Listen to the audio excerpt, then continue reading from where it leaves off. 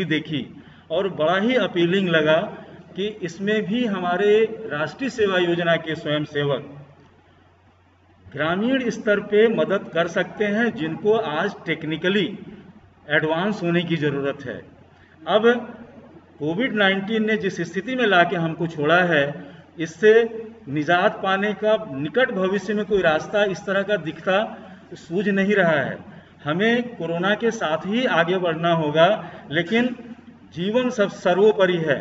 हमारे स्वयंसेवक इस राष्ट्र के भविष्य हैं। वो अपने सुरक्षित रहते हुए जितना भी प्रेरक, मार्गदर्शक और मोटिवेशनल काम कर सकते हैं, उस सारे के लिए उनका हम आह्वान करते हैं और हमेशा उनको हम प्रेरित करते रहते हैं। मित्रों, चूँकि हमारे बीच में आज वक्ता के रूप में बहुत ही सीजन्ड एनएसएस के अधिकारी हैं, जिला संगठक रहे हैं, सलाहकार समिति में रहे हैं, आदरणीय रक्षित जी, और हमारे एसएनओ साहब, जिनके पास बहुत बड़ा ज्ञान का भंडार है, करीब करीब पूरा जीवन ही उन्होंने अपना राष्ट्रीय सेवा योजना को समर्पित कर दिया है।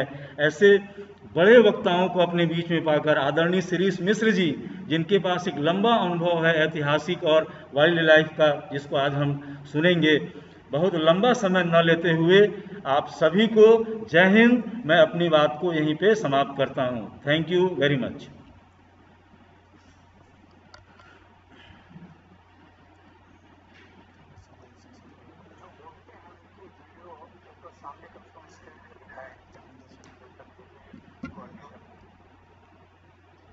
हिमधर सर, बड़ी हल्की है, थोड़ा तेज।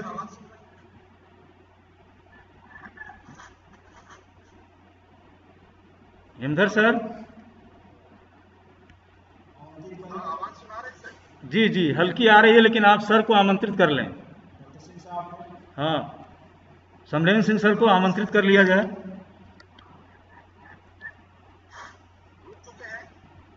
हाँ, जुड़ गए हैं, जुड़े हैं।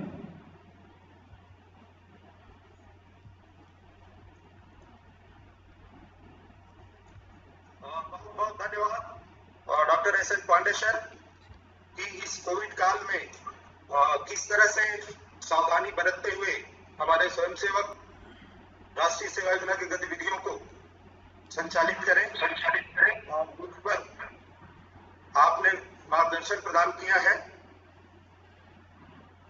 अब इस राज्य स्तरीय वेबिनार जो छत्तीसगढ़ शासन उच्च शिक्षा विभाग राष्ट्रीय सेवा योजना प्रकोष्ठ और हमारे प्रदेश के मुखिया डॉक्टर समरेंद्र सिंह सर के मार्गदर्शन में, उनके संरक्षण में सरगुजा विश्वविद्यालय के द्वारा आयोजित हो रहा है। कोविड काल एक ऐसी महामारी जिसे किसी ने न देखी न सुनी। आज पूरी दुनिया इस संकट से जूझ रही है। उद्योग धंधे बंद हो गए, स्कूल कॉलेज सब बंद है, प्रशिक्षण संस्थाएं बंद है, परीक्षा स्थगित है, जॉब सभी बंद हो गए हैं, बसें, ट्रेनें, हवाई जहाज सब बंद है, वस्तुओं की आवाजाही, लोगों की आवाजाही वो सब बंद है, प्रभावित है। सभी बाहर नहीं जा पा रहे हैं, सभी लोग घर में ही रह करके काम करने के लिए, घर में रहने के लिए मजबूर हैं। अर्थात पूरा मानव जीवन जो है विश्व का ठहर सा गया है। भारतीय अर्थव्यवस्था, यूं कहें कि वैश्विक अर्थव्यवस्था भी काफी हद तक बहुत ज्यादा बुरी तरह से प्रभावित हुई है, जो संकुचन की ओर जा रही है। संक्रमण की संख्या दिन प्रतिदिन बढ़ती जा रही है।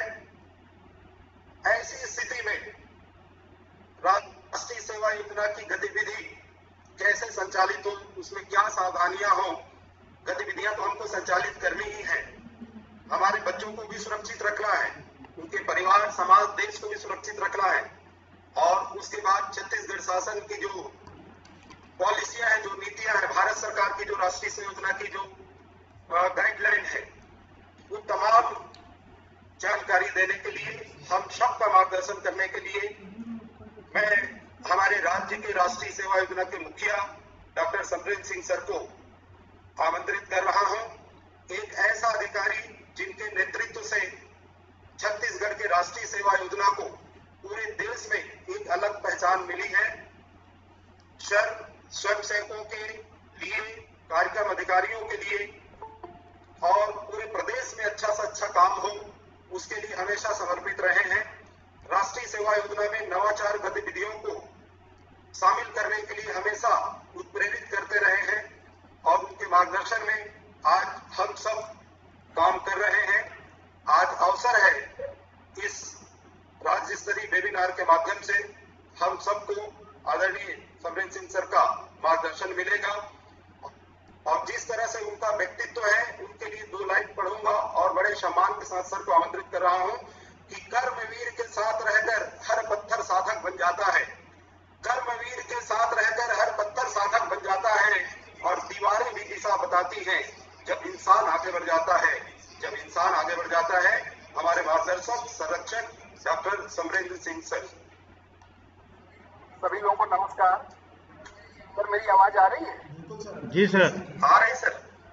अच्छा, कुछ लोगों के अभी भी माइक ऑन है। सबसे मेरा अनुरोध है कि अपने माइक बंद कर दे, जो बोलेगा सिर्फ उसी का माइक जो है चालू रहे, बाकी सब लोग बंद रखें।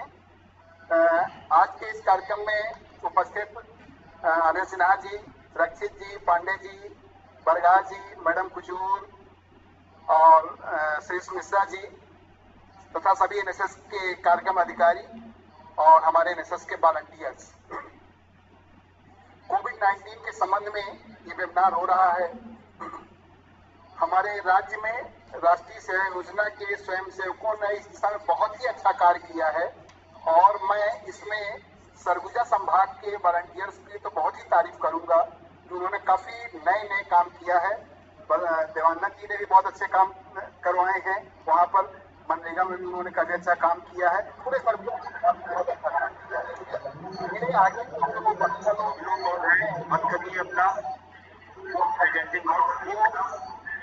वो सब काफी एक्सपीरियंस हैं और उनसे मैं ये अनुरोध भी करूंगा कि कोविड-19 के संबंध में वो थोड़ी सी प्रॉपर जानकारी दें। और मैं थोड़ी सी दूसरी बात करना चाह रहा हूँ, कार्यक्रम अधिकारी या बड़े जो वक्ता लोग हैं उन लोगों से नहीं, अपने एनएसएस वॉलंटियर से बात करना चाह रहा हूँ। ठीक, थोड़ा अपना अलग व्यू, क्योंकि मैं भी एकेडमिशियन हूँ, अधिकारी के साथ साथ जो है मूलतः शिक्षक हूँ। ठीक, इसलिए कई दफे में अपना जो है सोच जो है थोड़ी सी चेंज भी हो जाती है, बदल जाती है, तो वो व्यू मैं अपना रखना चाहता हूँ अपनों के सामने। कोविड-19 के संबंध में जो जो सावधानियां बरतनी है, डिस्टेंस बनाए रखनी है, ये उसके बारे में सब बातचीत हमारी करेंगे। बहुत एक्सपीरियंस लोग हैं, सिन्हा जी बताएंगे और वो लोगों को मैं पूरा उनसे रिक्वेस्ट करूंगा कि अपनी बात करें। मैं अपने एनएसएस वॉलंटियर से एक बात जो कहना चाह रहा हूँ कि ये कोविड-19 से बात बिल्कुल अभी हिंदर जी ने बताया क्या क्या चीजें बंद हो गई हैं, क्या क्या परेशानियां आ गई हैं, समाज में कैसा बदल गया है। ठीक है, बिल्कुल सही बात है, लेकिन ये एक प्रवस्था है, फेज है, ये कोई अल्टीमेट गोल नहीं है हमारा। मैं इस बात पर फिर से जोर दे रहा हूं, अलग अलग चैलेंजेस आते हैं, कभी बाढ़ का चैलेंज आ जाता है, कभी अन्न की बीमारी का चैलेंज आ जाता है, ठीक, कभी आर्थिक हमारी स्थिति बहुत चैलेंज के रूप में आ जाती है, कभी और कोई चीज आ जाती है। अलग अलग परेशानियां आती हैं, अलग अलग दौर चलते हैं, अलग अलग प्रवस्थाएं होती हैं। प्रवस्था का मतलब मेरे सामने मेरे वॉलंटियर से समझते होंगे, जब हम एक चीज से दूसरे चीज में जाते हैं तो बीच में एक स्टेज आती है, तो वही बीच की स्टेज जो है वो ये कोविड-19 की एक स्टेज है। ये हमारा अल्टीमेट गोल नहीं है, ये हमारा टारगेट नहीं है।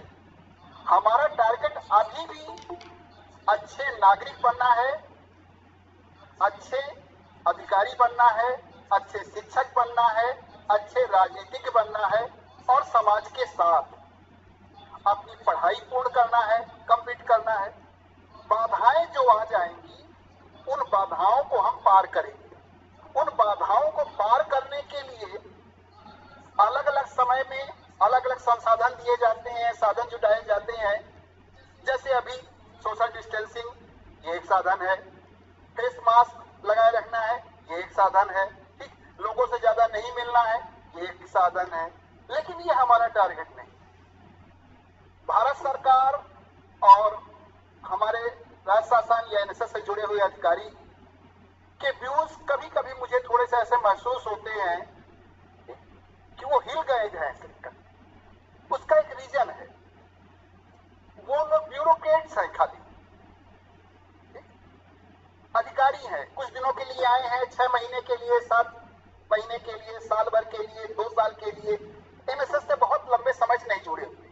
हमारा एनएसएस का कार्यक्रम अधिकारी, हमारा एनएसएस का जिला संगठन, हमारा एनएसएस का कार्यक्रम समन्वयक एक लंबी अवधि से जुड़ा हुआ है और मूलतः शिक्षक है। शिक्षक है इसलिए ही वो इनसे जुड़ा हुआ है और हमारा मूल उद्देश्य भी शिक्षा देना ही है। उसमें परेशानियां अलग अलग पड़ती हैं, अलग अलग विपरीत स्थितियां आती हैं, उनसे हम लड़ते हैं। अभी हमारे देश में, हमारे समाज में ये जो विपरीत परिस्थिति आई हुई है कोविड-19 की है, ये नहीं होती तो कोई दूसरी आई होती। लेकिन हम जब संस्था में हमने प्रवेश लिया है तो हमारा जो उद्देश्य है अच्छी शिक्षा प्राप्त करना, ठीक, और अच्छी शिक्षा प्राप्त करके अच्छे नागरिक बनना या अच्छे पदों पर पहुंचकर समाज के साथ न्याय कर पाना। ठीक, मैं इसके पहले भी एक आध बार ऐसा बोल रहा था। ठीक, मेरा अपना व्यू है, कुछ लोग मुझे सपोर्ट नहीं करते हैं। शिक्षा जो है वो खाली डिग्री नहीं है। मैं हमेशा बोलता रहा हूं कि सबसे अच्छे शिक्षक जो कबीरदास जी थे, जिनके पास कोई डिग्री नहीं थी, तुलसीदास जी थे जो डिग्रियों के मोहताज नहीं है, ठीक, लेकिन वो अच्छे शिक्षक थे, हैं और आगे ये भी बने रहे। ठीक, तो ये जो हम लोग डिग्री प्राप्त कर रही हैं ये एक अलग उद्देश्य है। ठीक, लेकिन हमें जो एक्चुअली अच्छे नागरिक बनना है वो हमेशा ध्यान रखना है। कोविड-19 के हम जब बुराइयों के बारे में सोचते हैं कि क्या क्या चीजें नुकसान हो गई है तो हम उसका दूसरा पहलू छोड़ जाते हैं। बहुत सारे लाभ भी हुए हैं इसमें। हमारे परिवार के जन हमारे साथ में रह रहे हैं, वरना सवेरे से निकल जाते थे, रात में लौटते थे, ठीक, बच्चे सो जाते थे, चले जाते थे।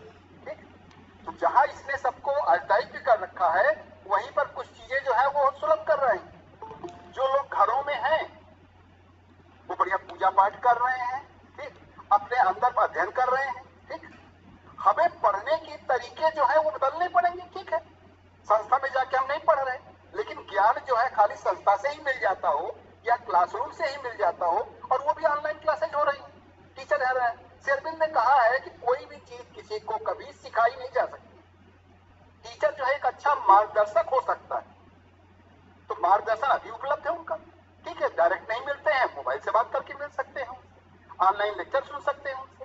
ठीक, तो इस तरह से बहुत सारी चीजें जो है वो होती है। नेचर बहुत सारी चीजों को अपने आप जो है वो कंट्रोल करता है। जो भी चीज विपरीत परिस्थितियां आई हैं नेचर से, वो नेचर के कंट्रोल करने के अपने तरीके हैं। अगर आप इसी के दूसरे परिणाम देखें, पॉल्यूशन बहुत कम हो गया है, नदियों का जल बहुत अच्छा हो गया है, समुद्र के किनारे अच्छे हो गए हैं।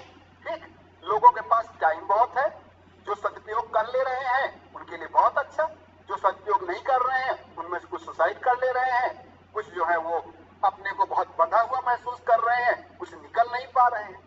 पहले भाग दौड़ की जिंदगी में लोग वो कहते थे हमारे पास अपने बारे में सोचने का समय ही नहीं है। आज ठीक है विपरीत परिस्थितियां सही कोविड-19, लेकिन जब सोचने का मौका दिया है तो अब हमारे पास है कि हम क्या पढ़ें, क्या जाने, कैसे बात करें। ठीक, अरे सब लिटरेचर उपलब्ध है, नेट में सब लिटरेचर उपलब्ध है, जिससे भी हम जो ज्ञान लेना चाहते हैं वो सब के सब हमको जो है उपलब्ध हो जाते हैं। तो इसको हम एक अवसर, आदरणीय मोदी जी ने बहुत अच्छी चीज कही है कि जब कोई विपरीत परिस्थिति आती है तो वो हमारे सामने अवसर भी उत्पन्न करते हैं आत्मनिर्भर भारत बनने का, हमारे स्वयं के आत्मनिर्भर बनने का। तो ये अवसर भी हमको कोविड-19 ने प्रोवाइड किया है कि हम अपने बारे में फिर से कुछ सोचें, कुछ जानें, हम किस लिए पढ़ रहे हैं, हमारा पढ़ने का उद्देश्य क्या है, हम क्या बनना चाहते हैं, हम क्या करना चाहते हैं। क्या हम खाली पैसा रुपया ही कमाना चाहते हैं? क्या पैसा रुपया से हमको संतुष्टि मिल जाएगी? अभी आईएएस का रिजल्ट निकला है, ठीक, प्रतिभा वर्मा, हाँ शायद यही नाम है उसका, 3rd रैंकिंग आई है, एनएसएस की वॉलंटियर रही है, यूपी के एनएसएस की वॉलंटियर रही है। मैं इसका इंटरव्यू भी सुन रहा था। आज ही अभी थोड़ी देर में एक वेबिनार यहाँ भिलाई में होना है, सिमीकरण, वो भी हमारे स्टेट से जो है आईएएस में टॉप के स्टेट टॉपर है, वो उसका बातचीत होनी है। ठीक, तो इन सब लोगों ने जो है वो खाली इंस्टीट्यूशन बेस्ड पढ़ाई नहीं की है, इन लोगों ने अपनी तैयारी जो है वो बहुत अपने स्तर की है, एक अपना लक्ष्य बना लिया है, उस लक्ष्य को पूरा करने के लिए बहुत प्रकार से प्रयास उन्होंने किया है। तो हम लोग, मेरा कहना यही है कि हम लोगों को बहुत ज्यादा हतोत्साहित होने की आवश्यकता नहीं है। ठीक है, हमारा सिस्टम जिस प्रकार से चल रहा था, निश्चित रूप से अभी हमारे पास आर्थिक व्यवस्था जो है गड़बड़ा गई है, ठीक, बिल्कुल सही आ गया है, ठीक है, ये सही बात कह रहे हैं। लेकिन ये ऐसा भी हुआ है, इसको हम इस तरह से भी सोचे कि अभी जो चलने का ढंग था वो कुछ दूसरे प्रकार का था। जब उसमें चेंज आया है तो बीच में एक ऐसी पीरियड तो आता है जिसमें सब रुक जाता है। अब वो दूसरे ढंग से अपने को एडॉप्ट कर ले, क्योंकि कोई चीज कभी रुकती नहीं है। व्यापार तो चलेगा ही, व्यापार तो होगा ही, आर्थिक नीतियां चलेंगी, फैक्ट्रीज स्टार्ट हो गई हैं, सब कंपनियां जो है वर्क फ्रॉम होम काम कर रही हैं, ठीक, और काम हो रहे हैं, ठीक। तो अब वो दूसरी व्यवस्था बनने के बीच में जो गैप आता है वही हमको अभी दिखाई पड़ रहा है। अगर ऐसा भी रहा, अगर हम वैक्सीन नहीं बना पाए और कोविड-19 के साथ ही हमको जीना पड़ गया, तो भी आप निश्चित मानिए कि मनुष्य ऐसा प्राणी है जो प्रकृति के थपेड़ों से लगते अपने अनुकूलन की सीमाएं, अपने अनुकूलन के नए नए रास्ते इजाद कर लेता है, खोल लेता है और उन पे काम करेगा, खाली हो चुप होकर बैठ नहीं जाएगा। अगर यही होता फिर दूसरे प्राणियों में और हमारे में अंतर क्यों होता? हम इंसान हैं, हमारे अंदर प्रेम है, हम कैसी परिस्थितियां हैं उसके आधार पर अपने को परिवर्तन करने का मादा रखते हैं। तो कोविड-19 ने हमारे सामने एक चैलेंज निश्चित रूप से उत्पन्न किया है और हम देखेंगे इस चैलेंज भी हम आगे जाएंगे। पूरे देश में, पूरे विश्व में निश्चित रूप से इसका एक बहुत दुष्परिणाम अभी हमको दिखाई पड़ रहा है। वो इसलिए भी क्योंकि हम सिर्फ दुष्परिणाम को ही देखना चाह रहे हैं, हम उसके जो अच्छे पक्ष है वो नहीं देखना चाह रहे। ठीक है, ऐसी बीमारियां आई हैं, हम सावधान ज्यादा हाइजीनिक हो गए हैं। ठीक, कुछ देशों में, जैसे जहां तक मुझे ध्यान आ रहा है जापान में, वहां जब ये नहीं बीमारी थी तब भी वहां लोग बाग जो है वो फेस मास्क लगा के निकलते थे। आया है कोविड-19, वहां भी प्रभाव पड़ा है, लेकिन उतना नहीं जितना दूसरे देशों में प्रभाव पड़ा है। क्यों? क्योंकि उनके यहाँ पहले से ही हाइजीन की एक अच्छी व्यवस्था रखी थी, वो मास्क पहन के ही निकलते थे। अभी तो हम लोग कोविड-19 में मास्क पहनने के अभ्यस्त हो गए। अभी भी जैसे ही हमको मौका मिलता है, कोई देख नहीं रहा या कोई पुलिस जो है हमको पकड़ेगी नहीं, ठीक, या कहीं नहीं, तो हम सबसे पहले काम क्या करते हैं? मास्क नीचे उतार रख लेते हैं, गले में लटकाए रखते हैं जिससे हमको फाइन ना हो। ठीक, तो ये मास्क लगाना जो है वो फाइन के बचाने के लिए ही नहीं है, ये हमारे सब के लिए है। अभी कोविड-19 से हमको मौत का डर हो गया है, इसलिए बाहर से आते हैं तो हाथ धो लेते हैं, खाना खाते हैं तो हाथ दे लेते हैं, बाहर लोगों से मिलने जाते हैं, जहाँ पहले जाते गले में चिपट जाते थे, आज जो है थोड़ा सा दूर खड़े रहते हैं, हाथ जोड़ के नमस्ते करते हैं। पर अगर यही चीजें हम जो है पहले से अपनाने लग गए होते या अभी से ही अपनाने लग जाए तो बहुत सारी सिक्योरिटी, बहुत सारी सुरक्षा जो है हमारी अपने आप जो है आ जाएगी। तो कोविड-19 हमको बहुत सारी चीजें सिखाने का अवसर भी प्रदान कर रही है और ये दौर बहुत दिनों तक नहीं चलेगा। क्यों? क्योंकि मैंने पहले बताया कि इंसान जो है वो सब अपनी व्यवस्थाएं जो है पहले से कर लेता है। ठीक, उसके नीचे सभी साइंटिस्ट हमारे जो है उसके दिशा में लगे हुए हैं। हाँ, अभी ये चीजें ऐसी हो रही है कुछ शुरुआत में, क्योंकि हमारे पास ऐसा सिस्टम बना हुआ नहीं था। हम लोग जो है इस प्रकार की पैंडेमिक के लिए तैयार नहीं थे, कोई अल्टरनेट व्यवस्था बनाई नहीं रखी थी। विश्वविद्यालयों को ही या शासन को ही ये सोचने में नहीं आ रहा कि परीक्षा कैसे ली जाए इनकी, और परीक्षा लिया जाए तो पेपर कैसे पहुंचाए जाए, इनकी कापियां कैसे लाई जाए, क्या ऐसा ऐसी व्यवस्था ऑनलाइन के लिए अभी हमारे पास पूरा सिस्टम मौजूद नहीं है। ठीक, तो वो सिस्टम बनने में थोड़ा सा टाइम लगेगा, लेकिन अगर ऐसा भी रहा तो क्या लाइफ, बहुत सारे मैंने बताया ना, बहुत सारे उदाहरण हैं जिन्होंने कभी संस्था में कभी गए भी नहीं, लेकिन ज्ञान उनके पास कहीं पर भी कम नहीं था। ठीक, नॉलेज उनके पास कहीं पर भी कम नहीं है। ठीक, और छोटा से छोटा काम करने में भी कोई बुराई नहीं है। आप लोग को याद होगा अब्राहम लिंकन के फादर जो है जूते सिलते थे, वो जब पहली बार राष्ट्रपति में पहुंचे संसद में तो लोगों ने उनकी हंसी उड़ाना चाहा। उन्होंने बताया हाँ मेरे फादर जो है वो चमड़े का काम करते हैं और मुझे गर्व है कि मैं उनका लड़का हूँ, ठीक, और ये पढ़ाऊँ। तो ऐसी स्थितियां आती हैं, हमें किसी चीज पे बहुत ज्यादा जो है वो संकुचित होने की आवश्यकता नहीं है, किसी चीज को अपनी कमजोरी नहीं बनने देना है। ठीक, हमारे प्रधानमंत्री जी चीज को बहुत अच्छी ढंग से बोलते हैं, वो ये अवसर मिला हुआ है आत्मनिर्भर भारत का। कहाँ हमारे देश में जिस समय ये आया था कहीं 1 या 2 लैब थी, ठीक, कहीं पर भी वो ढंग से पीपी किट भी नहीं बन पा रहे थे, ठीक, वेंटिलेटर नहीं थे। में आ जाएंगे, पीपीई किट का निर्यात कर रहे हैं, वेंटिलेटर का निर्यात कर रहे हैं, ठीक, सैनिटाइजर ढेरों कंपनी बना रही है। तो अगर हमको अवसर मिला है तो हमारे युवा यूथ जो है वो उसको आगे भी बुला रहे हैं लगातार और उस दिशा में करने लग जाते हैं। ये सब बीमारियां हैं, अभी भी इसमें जितनी केस हुई है, मैं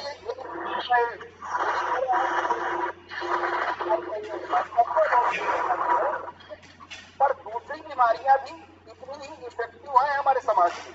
अगर हम डेथ का रेट देखें तो बहुत सारी बीमारियां ऐसी मिल जाएंगी जिनका डेथ रेट इसके बराबर है या इससे ज्यादा है। उसके कारण सब चीजें छोड़ दी हूँ ऐसा ठीक है समाज में। अभी हम पढ़ रहे हैं, आगे चल रहे हैं, चाहे वो गवर्नर हो, चाहे वो टीचर हो, चाहे वो स्टूडेंट की हो। आज तक पेपर में आया था स्टूडेंट में बहुत कम हो गई। कहना चाह रहा था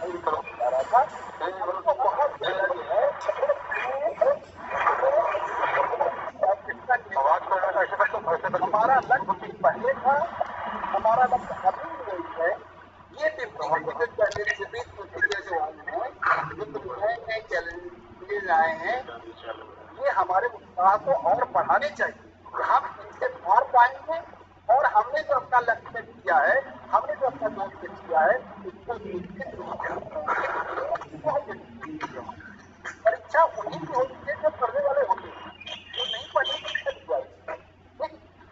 अभी का जो अवसर आ रहा है उसमें बहुत सारे बिना परीक्षा के भी लोग पास हो रहे हैं, ठीक हो रहे हैं। इसका अर्थ हमें ये नहीं समझ लेना है कि अब तो हम ऐसे ही पढ़ रहे हैं तो पढ़ने की आवश्यकता क्या है। मैं तो सभी स्टूडेंट को कहता हूँ, आपका जो सिलेबस था, जो आपका कोर्स था, भले आप पास कर दिए गए, लेकिन आप अपने मन से ही पेपर चेक कीजिए और देखिए अपने घर से आप कहीं में मुश्किल बना पाते कि नहीं बना पाते। क्यों? क्योंकि वो खाली डिग्री मिलने की बात नहीं है। उन डिग्रियों को लेने के बाद आप समाज में जब जाएंगे, इंटर करेंगे, तो आपको उस कसौटी में पास होना है। तो उस कसौटी में पास होने के लिए आपके पास ज्ञान होना बहुत जरूरी है और ज्ञान जहां से मिल सकता है तो वहां से हम लेने का प्रयास करें तभी हम सफल पाएंगे। ये कोविड-19 में जो विपरीत परिस्थितियां आई हैं, इनसे लड़ने के हमको तरीके सोचने हैं। समाज में जो कमजोरियां हैं उनको दूर करने में सहायता करनी है, लेकिन ये सब हमारा एक मेन एम नहीं बन जाएगा। मैं फिर इसी चीज को बार बार बोलता हूँ। मेरी अक्सर अधिकारियों से, भारत सरकार के अधिकारियों से और अपने स्टेट के अधिकारियों से और रीजनल ऑफिस के अधिकारियों से इस बात पर बहस होती रहती है। उन लोगों का काम जो है बस क्लरिकल काम जैसा होता है, डाटा की खेती करना चाहते हैं। बस हमको आप ये जानकारी दे दीजिए कितने लोगों ने ये बनाया, कितने लोगों ने ऐसा बनाया, कितने का आप और करेंगे, कितना। अरे हमारा स्टूडेंट, हमारा यूथ हमारे देश का भविष्य है। वो खाली यही सब करने के लिए नहीं है, ये सब भी करना है उसको। क्यों? क्योंकि हमने राष्ट्रीय सेवा योजना को अपनी इच्छा से चुना है, चयन किया है। हम सोसाइटी में काम करना चाहते हैं और हम किसी काम से मुंह नहीं मोड़ेंगे, हम करेंगे। लेकिन ये हमारा मेन पर्पज नहीं है। हमारा मेन उद्देश्य तो अब भी वही है, अपना कैरियर बनाना, अपने देश को आगे बढ़ाना, अपने समाज को आगे बढ़ाना, अपने गांव को आगे बढ़ाना। मैं सभी यूथ से यही बताना चाहता हूं कि अलग अलग क्षेत्रों में बहुत अच्छे अच्छे कार्य कर रहे हैं। ठीक, अभी रायगढ़ का एक पढ़ा, वो एक उच्छाभट्टी गांव था, वहां पर उसने जो ऐसा प्लास्टिक खत्म करने के लिए एक बनाया कि एक प्लास्टिक लाइए 1 किलो, 5 किलो चावल ले जाए। उसको कोई पैसा न गवर्नमेंट से मिल रहा है, न एनएसएस से मिल रहा है, न भारत शासन से मिल रहा है, न राज्य शासन से मिल रहा है। कहां से ला रहा है? अपने समाज के बीच से। तो समाज में बहुत सारे लोग जो हैं वो उपलब्ध है अच्छे कामों के लिए, जो अपनी थैलियां खोल देते हैं। इसलिए मैं कहा करता हूं अक्सर कि राणा प्रताप को महान बनाने में जितना राणा प्रताप का अपना योगदान था, उतना ही उनके परिवार वालों का भी योगदान था, जो घास की रोटी खाने के लिए तैयार थे, ठीक, लेकिन रोने के लिए तैयार नहीं थे। अपने फादर को मजबूर करने के लिए नहीं तैयार थे कि वो जो है अपना स्वतंत्र संग्राम छोड़ दे। और उतना ही ज्यादा जो है धन्यवाद के पात्र वो है जिन्होंने सेना की भर्ती के लिए अपनी जो है वो थैली खोल दिया था भामाशाह के रूप में। ठीक, तो भामाशाह का भी योगदान उतना ही है। तो हमको हर जगह पे, हर समाज में अपना कैरियर भी बनाना है, धनोपार्जन भी करना है, लेकिन इन सब का लक्ष्य जो है वो सोसाइटी की सेवा करना है। ठीक, खाली अपना घर भरना भर नहीं। हमारे लिए सबसे ऊपर है, इस बात को हमको ध्यान रखना पड़ेगा। समाज हमारे लिए सबसे ऊपर है, इस बात को ध्यान रखना पड़ेगा। ये हमारा ऋण है, जैसे देव ऋण होते हैं, पितृ ऋण होता है। एक पितृ ऋण से ऋण कब हो जाते हैं? जब हम खुद पिता बन जाते हैं। ठीक ऐसे ये समाज ऋण है। इस समाज ने हमको बहुत सारी शिक्षाएं दी हैं, ठीक, और वो शिक्षा देने का हम तभी उस ऋण को ऋण हो सकते हैं जब हम इसके लिए भी कुछ करें। ठीक, समाज के लिए करना जो है ये हमारा दायित्व है, नैतिक कर्तव्य है। हम किसी के ऊपर एहसान नहीं कर रहे। हमारे वॉलंटियर्स को कभी भी नहीं सोचना चाहिए कि हमने किसी को मास्क बांट दिया, उनको बचा दिया, या उनको हमने राशन पानी पहुंचा दिया, या हमने यहाँ दिया, इससे हम बहुत बड़े हो गए। हमने वाकई बहुत अच्छा काम किया है, लेकिन ये तारीफ दूसरे करने दीजिए। हम उस तारीफ में भूल के कुप्पा ना हो, हमें उसके आगे का भी लक्ष्य देखना है। ये तो हमारी जरूरत थी, करनी चाहिए थी, और जो नहीं कर रहे हैं वो अपने साथ जो है विश्वासघात कर रहे हैं, अपने कर्तव्य का पूरा नहीं कर रहे हैं। जो कर रहे हैं वो कोई बहुत बड़ा वो नहीं कर रहे हैं, वो तो एक्सपेक्टेड है, उनसे अपेक्षित ही है। क्यों? क्योंकि हम समाज के पार्ट है, समाज ने हमको बहुत कुछ दिया भी है। तो आज जब उनको आवश्यकता हो रही है तो हमको उसको करना ही पड़ेगा। ठीक, तो मैं अंत में अपने छात्र छात्राओं को, एनएसएस के वॉलंटियर्स को देना चाहता हूं कि आप लोगों ने अभी तक कोविड-19 में जो एक्टिविटीज की हैं उसके लिए पूरी पूरी प्रशंसा के पात्र है आप लोग। ठीक, और आपकी उपलब्धियों को, ठीक, आप लोगों ने जो मेहनत किया है उसको हम लोग सब जो है वो ऊपर पहुंचा रहे हैं। ठीक, और उसके आधार पर भारत सरकार के अधिकारी, राज्य शासन के अधिकारी और वो ये रीजनल सेंटर के अधिकारी वो सब तारीफ करते हैं, कुछ में कमी बताते हैं, कुछ में अच्छाई बताते हैं, वो अपना एक क्राइटेरिया है। लेकिन हमारा जो लक्ष्य है वो अच्छे यूथ उत्पन्न करना है, अच्छे नागरिक बनाना है। तभी हम इस प्रकार की चैलेंजेस को जो है हर समय जो है वो ले सकते हैं, एक्सेप्ट कर सकते हैं। हमारा देश हमारे लिए पहला है, ठीक, हमारा समाज हमारे लिए पहला है। इस चीज को हमको कहीं नहीं भूलना चाहिए। और मैं अपने उन यूथ को जो कॉलेज में नहीं जा पा रहे हैं अभी, ठीक, कुछ मजबूरियां हैं, नहीं जा पा रहे हैं बीमारी के कारण से, ठीक, गवर्नमेंट के इंस्ट्रक्शंस हैं, ठीक है, लेकिन हमारे विद्या अध्ययन में कहीं पर कोई रुकावट नहीं। पढ़ना हमको अपने दिमाग से है, क्या पढ़ेंगे ये भी उपलब्ध है मटेरियल। ठीक, नहीं उपलब्ध है तो आप फोन से किसी से पूछ लीजिए, आजकल नेट पर बहुत सारी चीजें उपलब्ध है। नहीं तो हमें मटेरियल भी हमारे पास है, किताबें हमारे पास है, ठीक, और मार्गदर्शन भी हमारे पास है, समय भी हमारे पास बहुत है। इस समय को खाली ये कहने में कि हम चाहे करें क्या, एडमिशन ही नहीं हुआ है हमारा, मत होने को एडमिशन, पढ़ने में कोई रुकावट थोड़ो है। हमारा सत्र पहले से चालू है, हमारा सत्र कभी खत्म ही नहीं होता। हम तो पढ़ना ज्ञानार्जन जो है वो अंत समय तक चलता रहेगा। ठीक, पढ़ने और पढ़ाने की प्रक्रिया जो है लगातार चलती रहेगी। तो इस समय का हम जितना उपयोग कर सके उतना करें। तो विपरीत परिस्थितियां आएंगी उसको देखेंगे, उससे आगे बढ़ेंगे। ठीक, इन्हीं शब्दों के साथ मैं अपनी बात यहीं पर समाप्त करूंगा। आगे आपको इस फिर से मैं अंत में अपने सभी एनएसएस वॉलंटियर्स को और सभी कार्यक्रम अधिकारियों को बहुत बधाई देता हूँ, शुभकामनाएं देता हूँ। हमारा राज्य दूसरे राज्यों की तुलना में बहुत अच्छा काम जो है कोविड-19 में कर रहा है, लेकिन उसके साथ साथ इन चीजों की हम प्रशंसा वहां करते हैं जब हमारे बच्चे जो है अच्छे परीक्षाओं में उत्तीर्ण होंगे, अच्छे से काम करेंगे, अच्छा सिलेक्शन होंगे, उसका हम लोग को ज्यादा बताने में गर्व महसूस होगा। ये हमारे स्टूडेंट्स हैं, इन लोगों ने सोसाइटी के साथ जुड़ने के साथ साथ कहीं पर भी अपने लक्ष्य में कोई बाधा उत्पन्न नहीं होने दिया है। अगर कोई बाधा आई है तो पार करके प्रयास किया है और निकल गए। इन शब्दों के साथ मैं अपनी बात यहीं पे समाप्त करूंगा। आगे बहुत सारे आप लोग के वक्ता लोग हैं और बोलेंगे जो बहुत एक्सपीरियंस्ड है। आदरणीय रक्षित जी से एनएसएस में काफी लंबे समय से जुड़े रहे हैं, वो ये सब लोग सब जो है इससे जुड़े रहे हैं।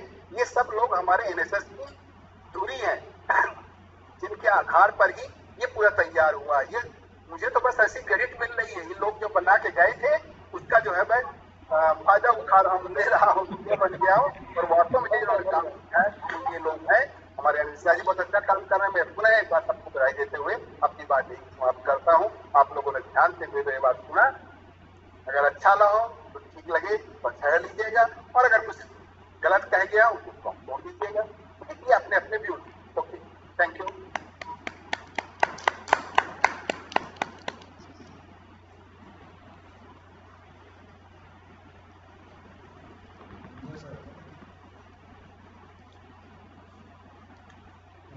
धनधर जी नेक्स्ट, सर को आभार।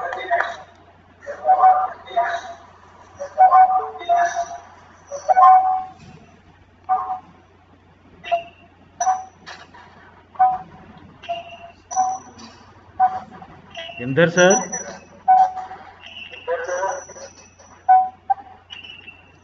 अनम्यूट कर लीजिए।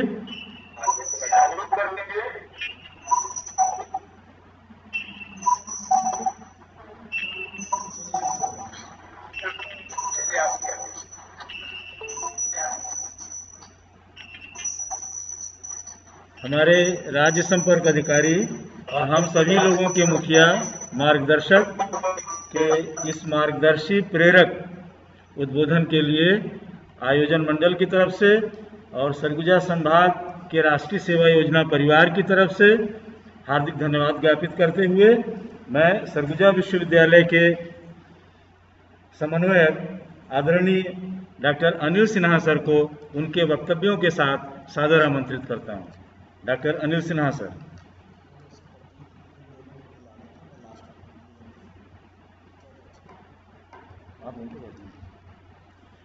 थोड़ा सा परिवर्तन करते हुए हमारे अनिल सिन्हा सर लास्ट में बोलेंगे।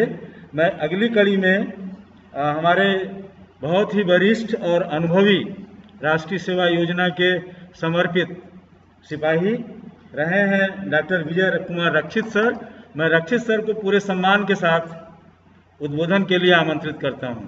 विजय रक्षित सर।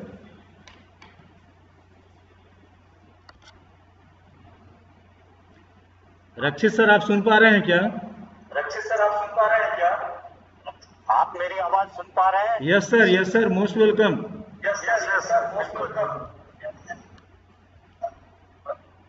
आज के राज्य स्तरीय राष्ट्रीय सेवा योजना के वेबिनार के इस कार्यक्रम में उपस्थित राज्य संपर्क अधिकारी आदरणीय सिंह साहब, कार्यक्रम समन्वयक भाई अनिल सिन्हा, विभिन्न जिलों के राष्ट्रीय सेवा योजना के जिला संगठक, पूरे सरगुजा विश्वविद्यालय के संबंधित विद्यालय महाविद्यालय के कार्यक्रम अधिकारी और इस पूरे कार्यक्रम के केंद्र बिंदु राष्ट्रीय सेवा योजना के मेरे प्रिय स्वयं, काफी दिनों से इस बात पे चर्चा हो रही थी कि स्कूल बंद है, कॉलेज बंद है। कल आपके कार्यक्रम समन्वयक सिन्हा जी से मेरी बात हुई कि सर कॉलेज भी बंद है, स्कूल भी बंद है, पर हम दोनों ने चर्चा किया एनएसएस चल रहा। 13 मार्च 2020 को जैसे ही कोविड-19 के प्रकोप बढ़ा, विद्यालय की परीक्षाएं स्थगित हो गई और इस स्थगन के बाद एक बड़ा अफरा तफरी का माहौल बना। सब लोग एक सोचते हैं कि अब क्या होगा।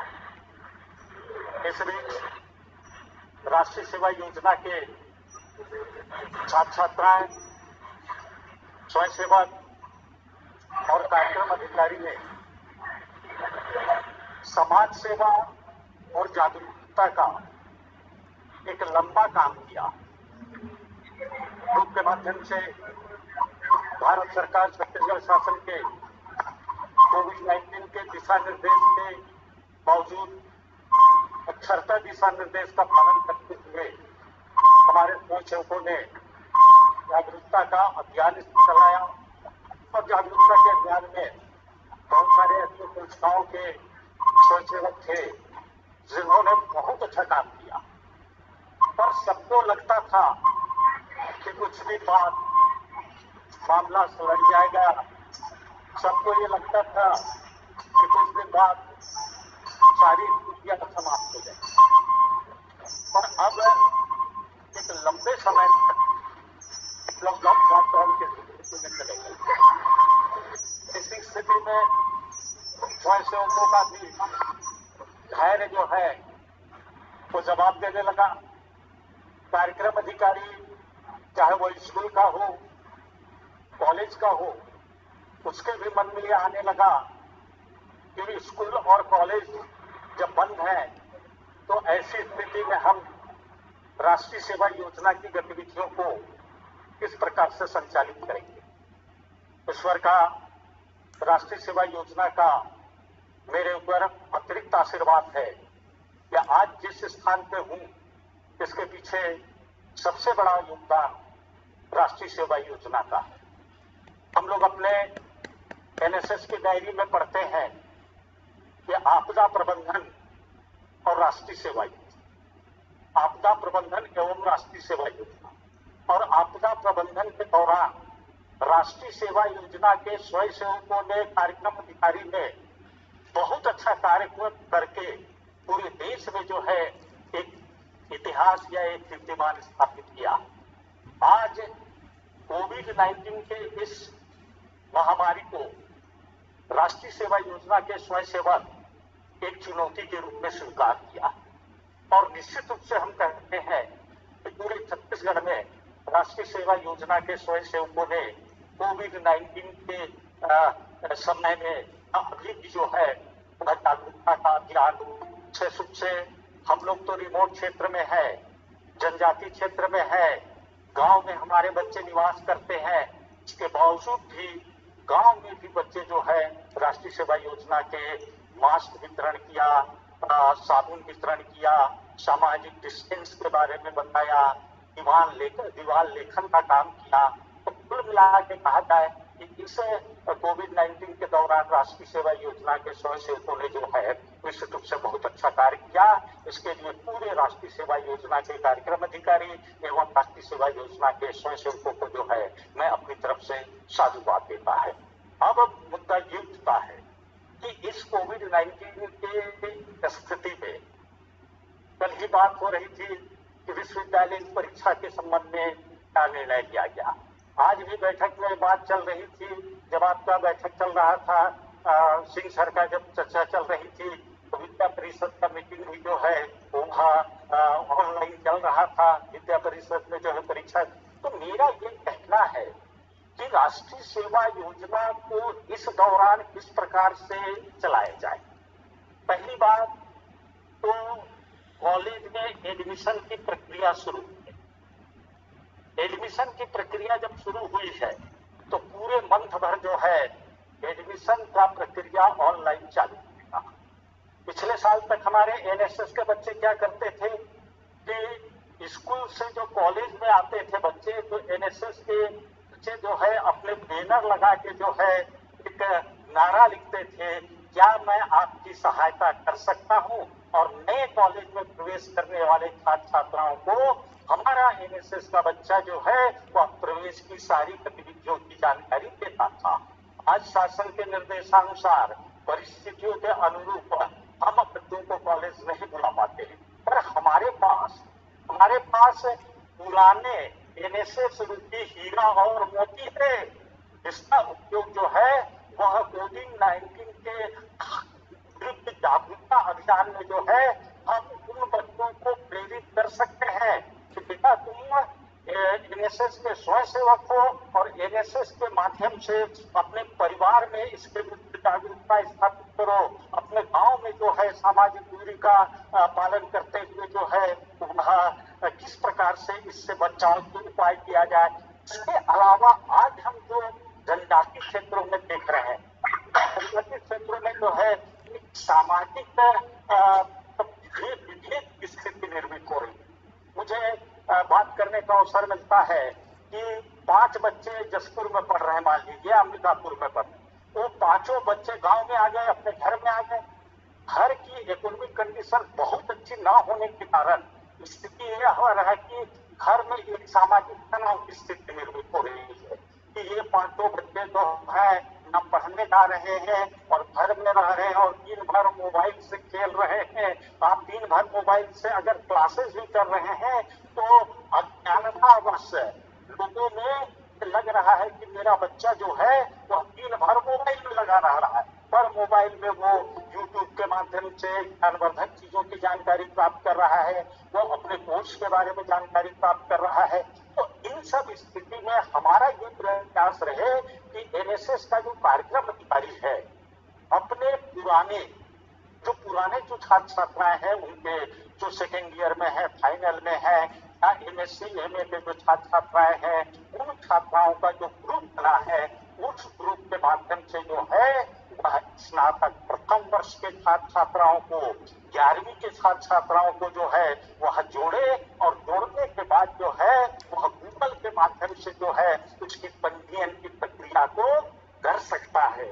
मतलब पहला प्रयास हमारा ये रहेगा कि लोगों को एनएसएस के बारे में जानकारी देकर हम एनएसएस की गतिविधियों को, एनएसएस के उद्देश्य को और एनएसएस से क्या क्या लाभ होता है इसकी जानकारी नव प्रवेशित छात्र छात्राओं को किस प्रकार से दे। इसको देने के लिए हमारे पास एकमात्र बहुत बड़ा सेतु का काम करेगा और वो है हमारा पुराना एनएसएस का स्टूडेंट्स है, जो बी सर्टिफिकेट का हो सकता है, सी प्रमाण पत्र का हो सकता है, +2 का लड़का हो सकता है।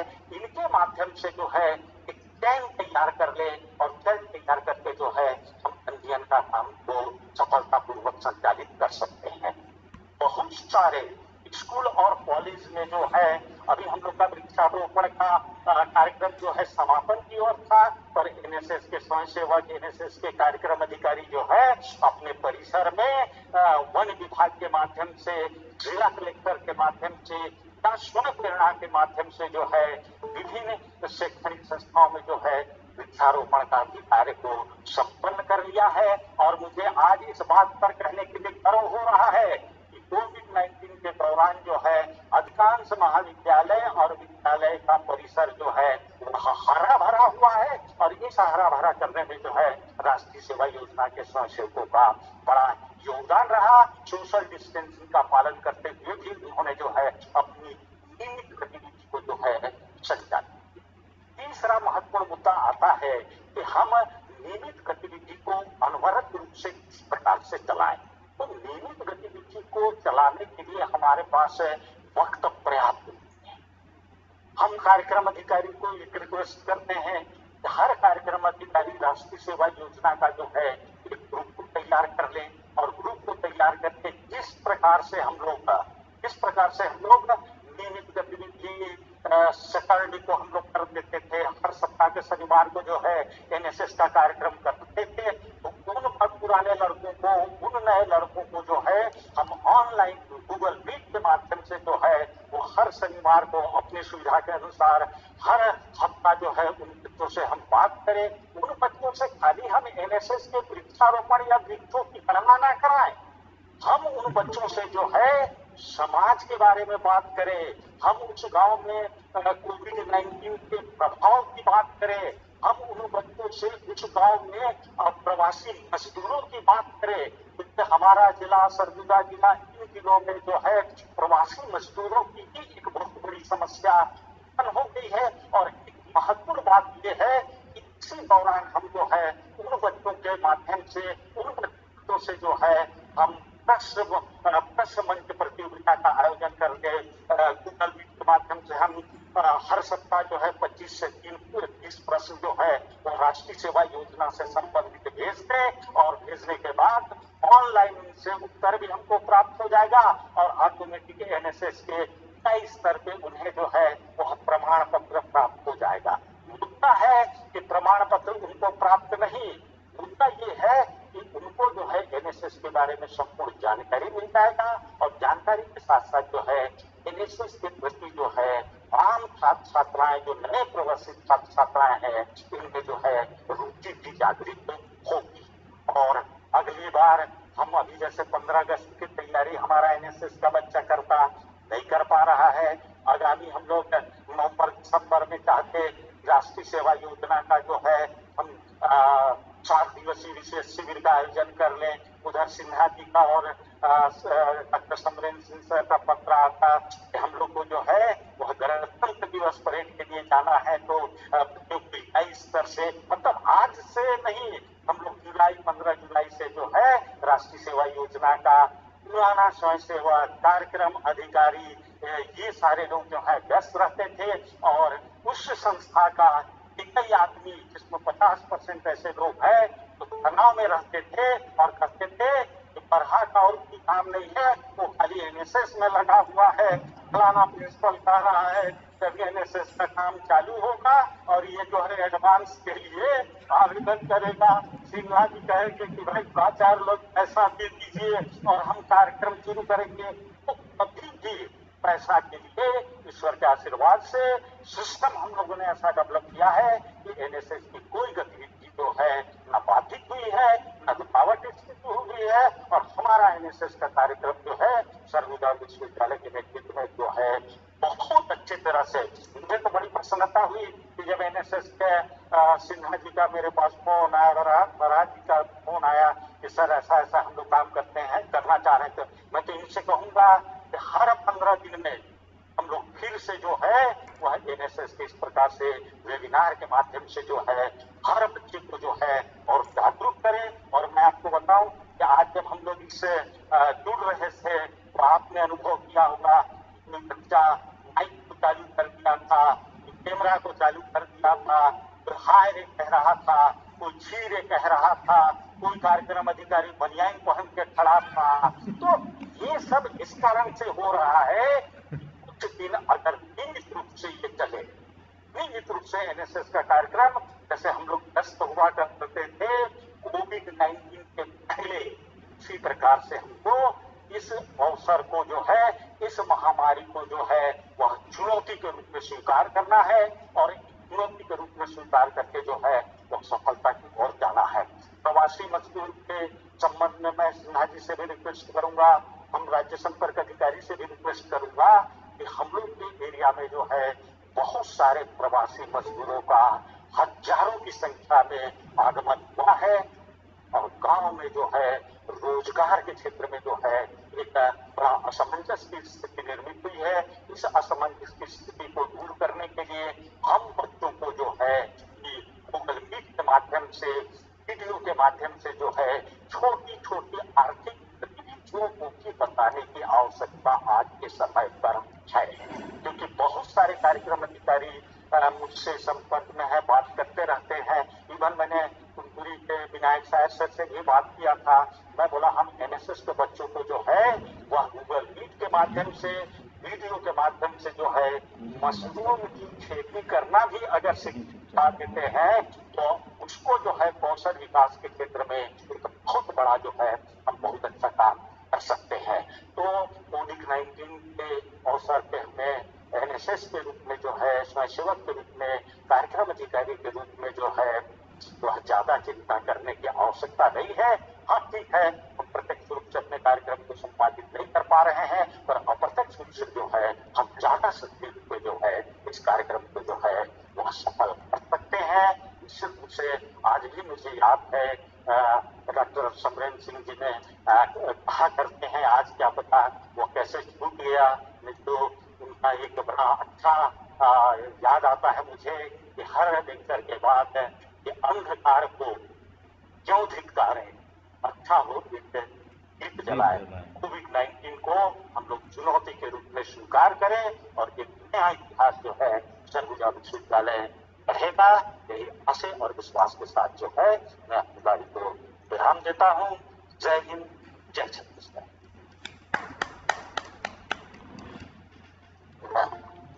बहुत बहुत धन्यवाद डॉक्टर विजय कुमार रस्ती सर। मैं वो नेट प्रॉब्लम के चलते सर को आमंत्रित नहीं कर पाया था। लम्हा समझ के तुम भूलना ना मुझे कभी, लम्हा समझ के तुम भूलना ना मुझे कभी, सदियां जुड़ी है कड़ी मुझसे दास्तान की।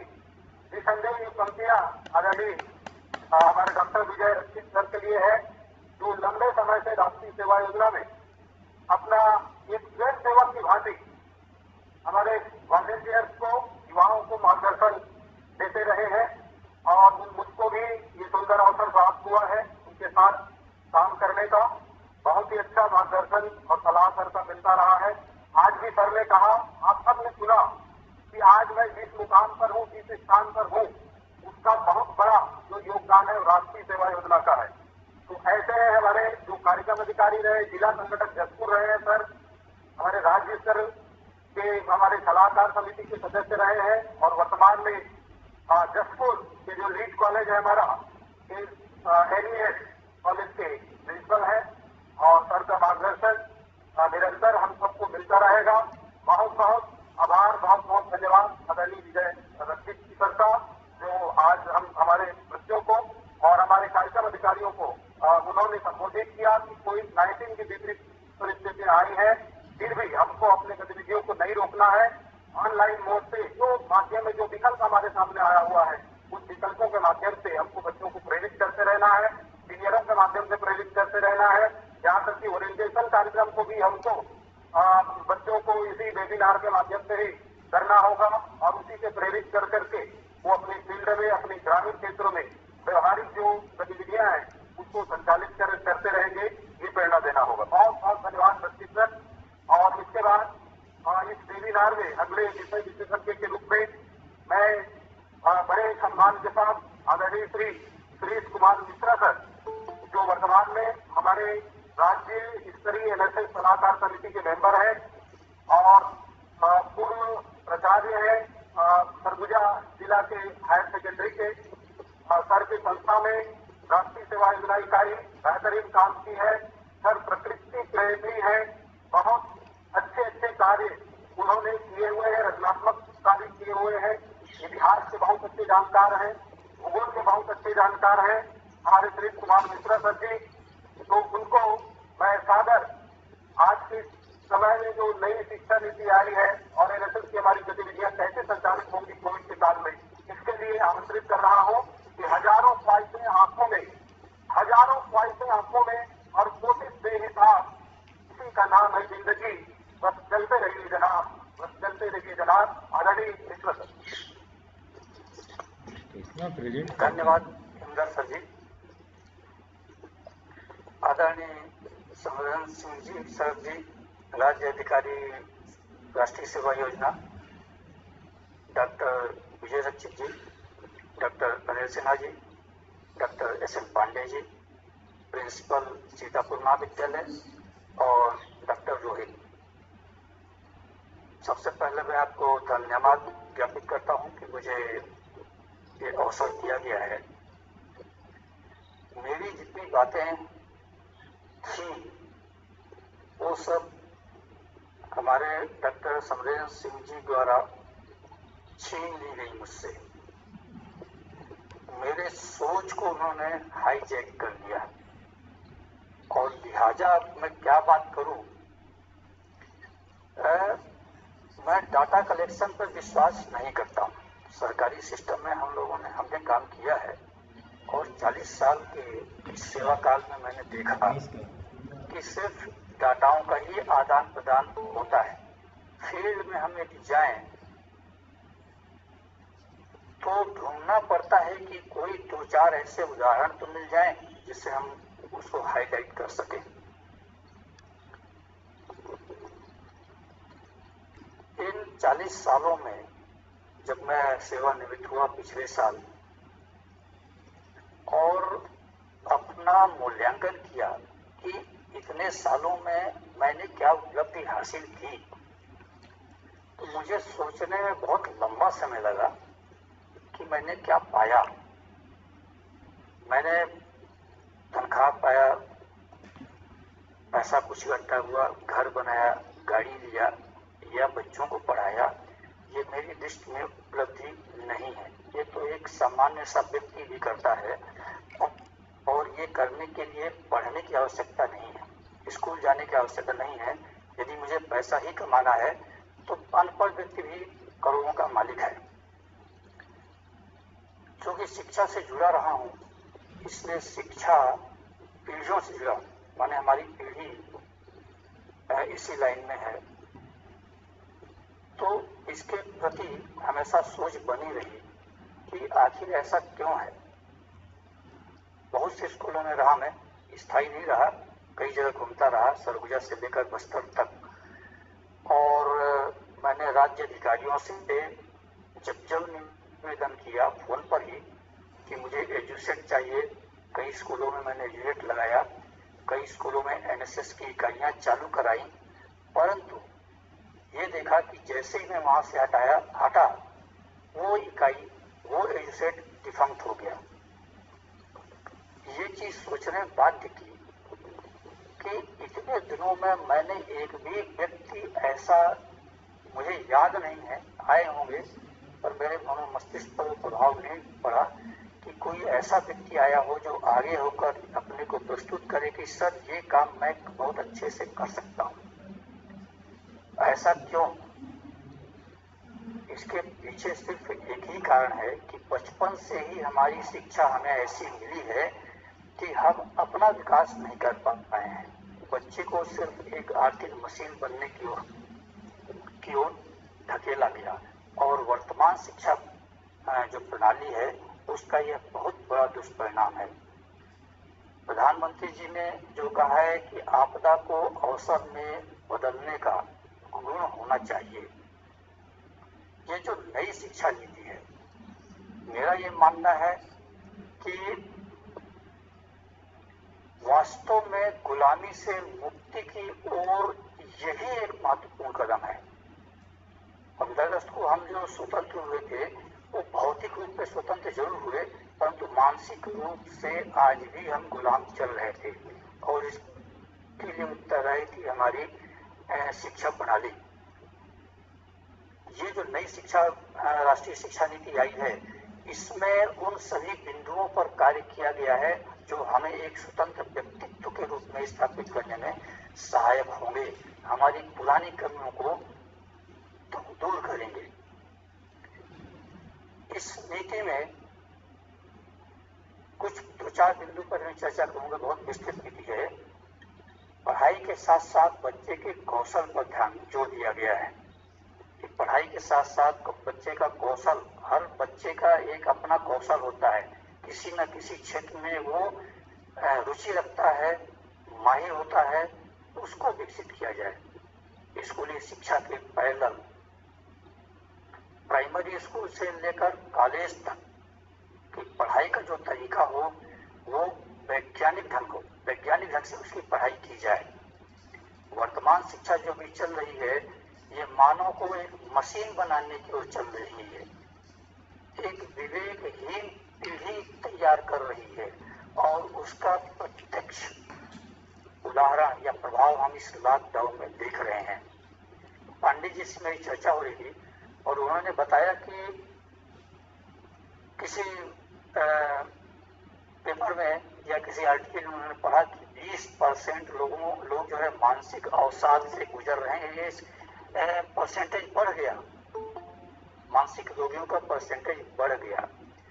अभी कई वक्ताओं ने कहा कि इस समय में बहुत सी समस्याएं हैं, परंतु जो मेरे मन में बात की वो डॉक्टर हमारे समय सिंह जी ने कह दी कि जो ये आपदा है, यदि हम इसको अवसर में बदल लें, यही हमारी शिक्षा है और यही हमारी योग्यता है जो इस शिक्षा प्रणाली ने नहीं दिया है। ये शिक्षा प्रणाली जो है वो वास्तव में विवेकहीन पीढ़ी तैयार करने की फैक्ट्री साबित हो गई है। आज पोस्ट ग्रेजुएट किया हुआ बालक ये सोचता है कि मुझे नौकरी करना है, और अगर वो नौकरी पाने में सफल नहीं हुआ तो बेकार हो गया, उसकी पढ़ाई बेकार हो गई। हम ये नहीं कह सकते कि वो शिक्षित हो गया है, हम सिर्फ यही मान के चलेंगे कि वो छात्र साक्षर हुआ है, उसके पास पोस्ट ग्रेजुएशन की डिग्री है, वो हिंदी लिख सकता है, इंग्लिश लिख सकता है, लेकिन वो शिक्षित नहीं हुआ है। शिक्षा का उद्देश्य ही है विवेकशील पीढ़ी तैयार करना। हमारी नई जो राष्ट्रीय शिक्षा नीति है, इन्हीं चीजों पर वो फोकस है कि पुरानी कमियों को कैसे दूर किया जाए और बच्चे का स्वविवेक, उसके निर्णय लेने की क्षमता को कैसे पल्लवित किया जाए। नई शिक्षा नीति में रुचि के आधार पर, योग्यता के आधार पर और डिमांड के आधार पर एक कॉन्सेप्ट बेस करिकुलम तैयार किया गया है, जो कि पुरानी शिक्षा नीति, पुरानी का अर्थ ये है कि जो अभी चल रही है, इस शिक्षा नीति में ये बात नहीं है। छात्र को विवेकशील एवं अधिक से अधिक अवसरों के लिए उपयुक्त बनाने के लिए तैयार किया जाए। यदि पढ़ाई कॉलेज से निकलने के बाद नौकरी नहीं मिल पाई तो और भी जितने अवसर हैं वो इतने अवसरों में अपने को ट्राई कर सके कि कहीं ना कहीं वो सफल हो जाए। तो इस ओर ध्यान दिया जा रहा है। अधिक से अधिक अवसरों के लिए उपयुक्त बनाने के लिए नई शिक्षा नीति हमारी लाभकारी सिद्ध होगी। छात्र को रचनात्मक, नवाचारी, क्रिएटिव होना चाहिए, इनोवेटिव होना चाहिए और अपने कार्य के प्रति प्रतिबद्ध, कमिटमेंट उसमें होना चाहिए। ऐसा छात्र यदि हम तैयार कर सके, हमारी नीति यदि ऐसा तैयार कर सके जो कि इस शिक्षा नीति में है, नई राष्ट्रीय शिक्षा नीति में, तो जो समस्याएं हमें दिख रही है कि लॉकडाउन के अवसर के समय सिर्फ यही एक माला जप रहे हैं कि जॉब चले गए हैं, बेरोजगार हैं लोग, इतने मजदूर घूम रहे हैं, उनके पास कोई काम नहीं है, तो इसका मुख्य आधार वर्तमान शिक्षा नीति ही है। इसके लिए जिम्मेदार जो है वो वर्तमान शिक्षा नीति है। और इन चीजों को देखकर ही 4 साल के मंथन के बाद हमारे राष्ट्रीय स्तरीय जो समिति है, कमेटी है शिक्षा नीति बनाने की, उन्होंने काम करके ये निकाला है। इस बहुत लंबा वो है। अब सवाल ये उठता है कि इस लॉकडाउन पीरियड में कैसे हम एनएसएस की गतिविधियां संचालित करें। सामान्य सी बातें हैं और वो बातें सभी के मनोमस्तिष्क में हैं। जो भी सोचता है वो सबके मनोमस्तिष्क में ये बातें हैं कि इस कठिन समय को हम कैसे अवसर में बदलें, और जो लोग प्रयत्नशील हैं वो कर ले जाते हैं। मेरा सोचना है कि इस पीरियड में मैं इसके पहले जो बोला कि किसी भी काम को कराने के लिए 4 बार 5 बार या उसे पीछे पड़ना पड़ता है कि ये काम करो, और वो टालता रहता है। कारण क्या है? क्योंकि वह कार्य जो हम उन्हें कह रहे हैं वो उसके रुचि का नहीं है। हर छात्र में, हर बच्चे में किसी न किसी क्षेत्र में एक खास रुचि होती है। तो उसको खेलने में रुचि है, या उसको पेंटिंग में रुचि है, कुछ को गाने में रुचि है, कुछ को घूमने में रुचि है, कुछ को पढ़ने में रुचि है, कोई नाटक की ओर है, कोई साहित्य की ओर है। बहुत हर अलग अलग तरह की रुचियां हैं और ऐसा कोई भी बालक नहीं है जिसमें कोई न कोई छोटी या बड़ी रुचि न हो। हमें वो पॉइंट आउट करना होगा कि किस छात्र में कौन सी अभिरुचि है, और इसे पॉइंट करके यदि हम एक सूची बना लें 50 छात्रों की कि हमारी टीम में 50, हमारी इकाई में 50 छात्र हैं और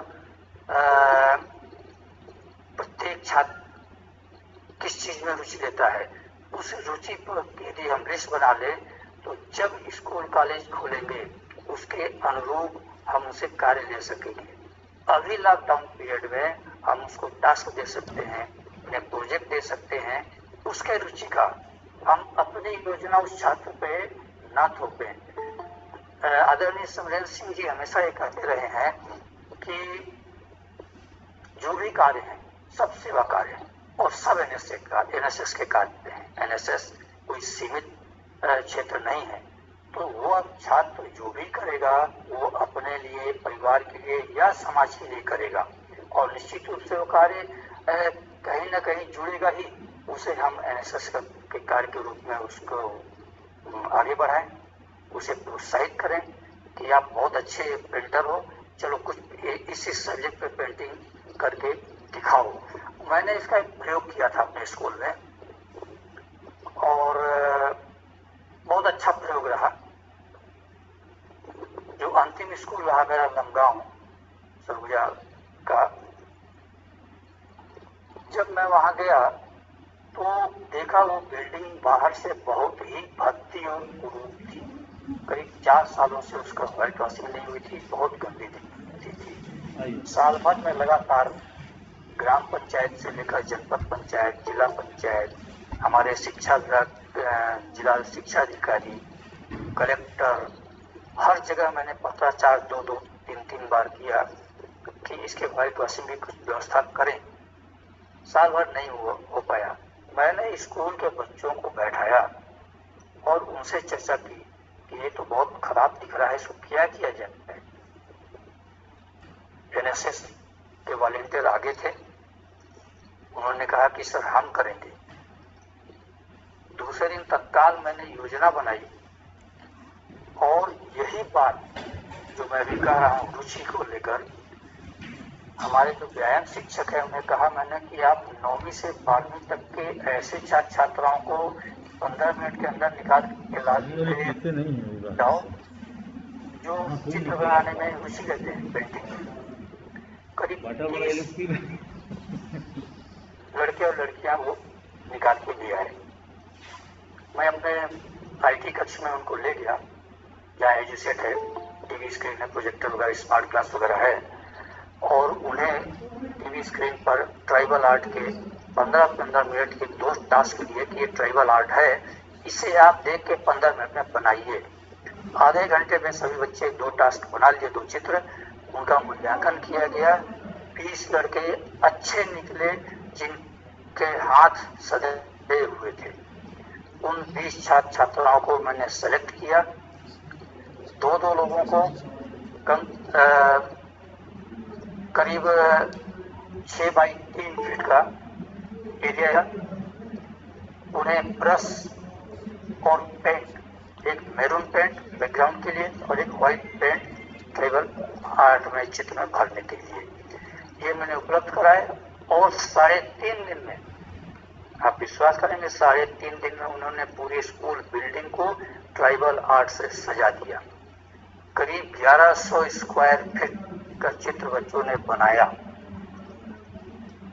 लोग, टीचर्स डरते रहे, कहते रहे कि सर पेपरबाजी हो जाएगी, इंक्वायरी आ जाएगी, ऊपर से स्पष्टीकरण आ जाएगा, ऐसा करना ठीक नहीं। और मैं बोला नहीं, हम करेंगे, यदि कोई बोलता है तो हम उसका जवाब देंगे।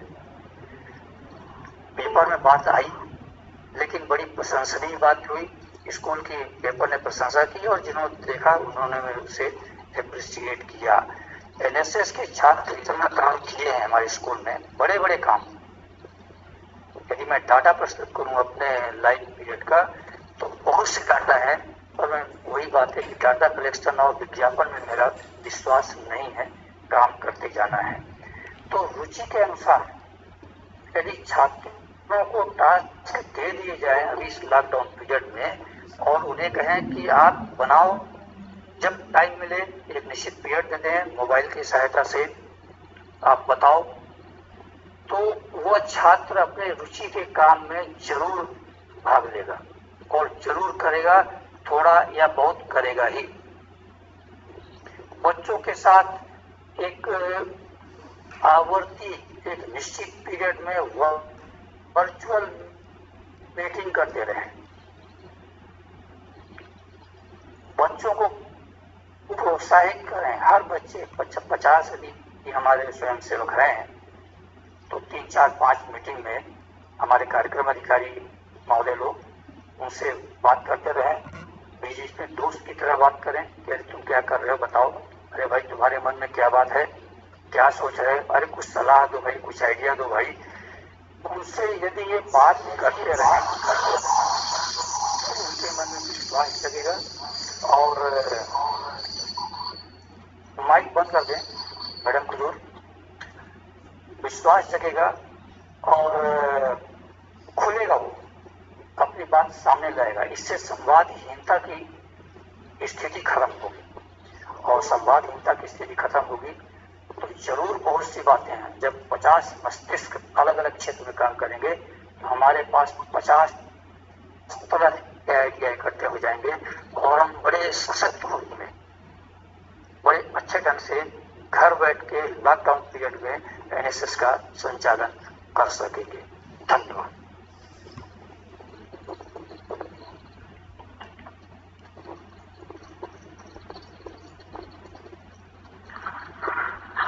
बहुत बहुत धन्यवाद आदरणीय श्री मिश्रा सर जी।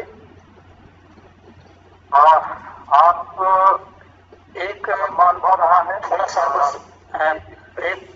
एक मिनट समय और लूंगा मैं, 1 मिनट क्षमा चाहूंगा, बीच में बात ध्यान में नहीं आई। मैं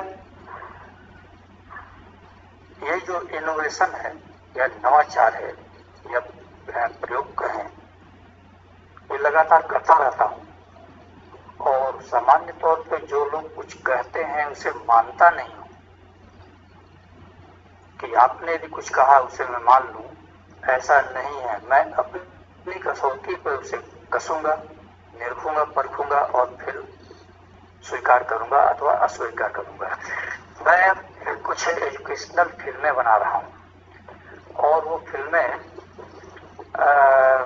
यूट्यूब में है। इस समय मैं सरगुजा के रामगढ़ पर फोकस हूँ और सरगुजा के रामगढ़ के बारे में जितनी भ्रांतियां और जितने तरह के तथ्य सामने आए हैं उनसे सहमत न होते हुए, क्योंकि सर्वाधिक पुराने लगभग 35 साल से 1984-85 से मैं रामगढ़ पर अध्ययन कर रहा हूँ और मेरे सामने नई नई थ्योरी आई हैं और चली गई हैं, तो उस पर मैं तथ्यपरक अध्ययन बेस प्रोग्राम बना रहा हूँ यूट्यूब में। आप लोग रामगढ़ एक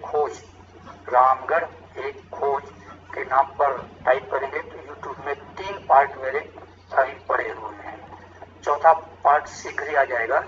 और एक जो किताबों में 11वीं आर्ट्स के इतिहास में पर्यटन स्थल कई तथ्य गलत है। गलत इस सेंस में है कि जो किताब के लेखक हैं वो कुछ पुस्तकों की कॉपी करते हैं या सुनते, टाइम नहीं है। तो ये भी मैं बताना चाहता हूँ कि जो वास्तव में जो हमारा इतिहास है वो सही इतिहास अगली पीढ़ी के पास जाना चाहिए। ये तो आप लोग देखें उसे, और रामगढ़ एक खोज के नाम पे यूट्यूब में, और उसमें यदि आपकी कोई सलाह हो, कोई सुझाव हो, फैक्ट बेस हो, वो जरूर बताएं। उसमें यदि कुछ सुधार लायक होगा तो मैं अगले एपिसोड्स में उन्हें जरूर सुधारूंगा। इसी ढंग से मैंने मैन पार्ट के जो उल्टा पानी का भी खंडन किया था, जो साइंटिफिक रूप से बात सही किया था, वो भी है। धन्यवाद। बहुत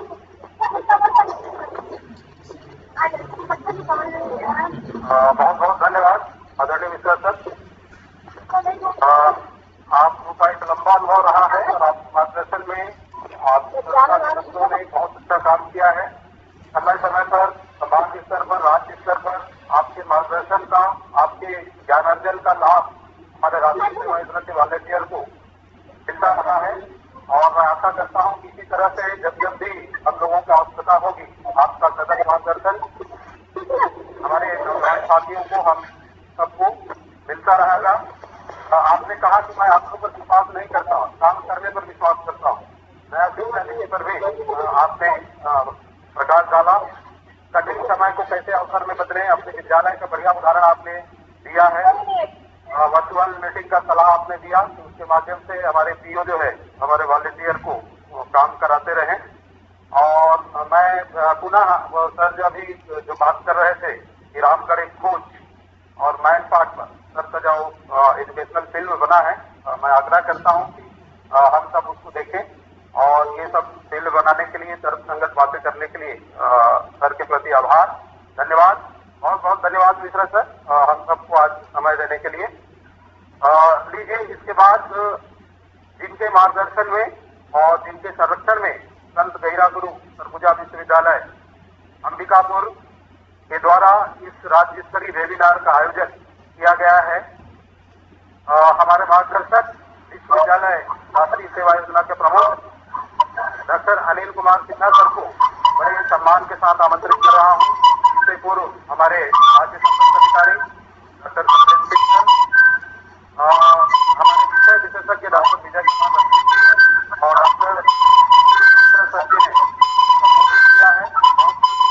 बहुत बातें उन्होंने बताई हैं। उन सब बातों को समाहित करते हुए अब कोविड-19 के इस काल में एनएसएस की गतिविधियों को भारत सरकार के गाइडलाइन के हिसाब से हम सबको संचालित को करना ही है।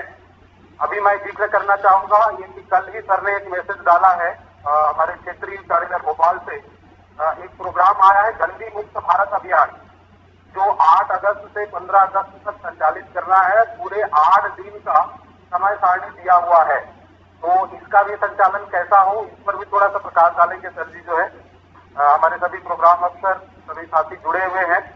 राष्ट्रीय गतिविधियों का क्रियान्वयन इस कोविड काल में कैसा हो, कैसा हमको करना है, हमारे कार्यक्रम समन्वय हम आपको मार्गदर्शन देंगे। और सर का जैसे व्यक्तित्व है इस तरह से राज्य स्तर पर नेतृत्वकर्ता डॉक्टर संजय सिंह सर ने एक ऊंचाई प्रदान की है हमारे छत्तीसगढ़ राज्य के एनएसएस को। उसी तरह से मैं समझता हूँ कि संत गहिरा गुरु सरगुजा विश्वविद्यालय के राष्ट्रीय सेवा योजना को ऊंचाई पर पहुंचाने का काम और जो श्रेय है वो डॉक्टर अनिल कुमार सिन्हा सर को जाता है। तो उनके लिए ये मैं 2 पंक्तियां पढ़ रहा हूँ, सर को सादर आमंत्रित कर रहा हूँ कि राहें आसान कभी ना थी, हर मुश्किल को हराना है। राहें आसान तो कभी ना थी, हर मुश्किल को हराना है। मीलों हम आए हैं, मीलों हमें अभी जाना है, मीलों हमें अभी जाना है। डॉक्टर अनिल कुमार सिन्हा। धन्यवाद प्रोफेसर सुंदर जी। आज के इस विशिष्ट कार्यक्रम में जिसका विषय है वर्तमान परिवेश में राष्ट्रीय सेवा योजना संचालन की सावधानियां और तैयारियां, वास्तव में चुनौतियां हैं। और इस वेब सेमिनार में हमारे बीच में हमारे आज के मुख्य अतिथि हमारे संरक्षक डॉक्टर संजय सिंह साहब, हमारे 2 बड़े योजनाकार राष्ट्रीय सेवा योजना के राज्य की समन्वय समिति के सम्मानित सदस्यगण डॉक्टर विजय कुमार दीक्षित जी और श्रीमान सुरेश मिश्रा जी, बड़े लंबे अनुभव के मार्गदर्शक हैं। आपके विचार भी हम लोगों ने यहाँ पर सुने, बहुत व्यवहारिक विचार हमारे कार्यक्रम अधिकारियों ने सुना है। और इस पूरे कार्यक्रम को संचालित करने में सरगुजा जिला के हमारे सम्मानित जिला संगठक डॉक्टर एस.एन. पांडे जी और सरगुजा जिले की एक विशिष्ट इकाई राष्ट्रीय सेवा योजना की, जिस पर गर्व होता है। हम लोग अपने रिकॉर्ड जो है दुरुस्त करते रहते हैं। शासकीय महाविद्यालय सीतापुर, जिसमें वो गौरवशाली क्षण हम सबों को दिया था कि माननीय राष्ट्रपति के सामने जाकर के उस संस्था के लिए हमने एनएसएस का राष्ट्रीय पुरस्कार प्राप्त किया था। तो अनुकरणीय है वो संस्था, इसलिए हमने उसको मौका दिया कि आप इस कार्यक्रम को होस्ट कीजिए। और इसी कार्यक्रम को इसी क्रम में हम सबों ने ये कार्यक्रम यहाँ पर संचालित किया। इसमें हमारे सभी जिला संगठन, 5 जिले के हमारे सम्मानीय जिला संगठन ने भी बहुत भरसक कोशिश की है कि हमारे जो कार्यक्रम अधिकारी हैं वो इस कार्यक्रम में जुड़ करके और बेहतर तरीके से राष्ट्रीय सेवा योजना की गतिविधियों का संचालन करें। वास्तव में चुनौतियां हैं, लेकिन आपदाओं में काम करने का राष्ट्रीय सेवा योजना का अनुभव बहुत पुराना है। ऐसा कुछ नहीं है कि हम लोग पहली बार किसी आपदा से जुड़े, चाहे वो भूकंप की आपदा हो, बाढ़ की आपदा हो, बहुत अधिक वर्षा की आपदा हो, सूखे की आपदा हो।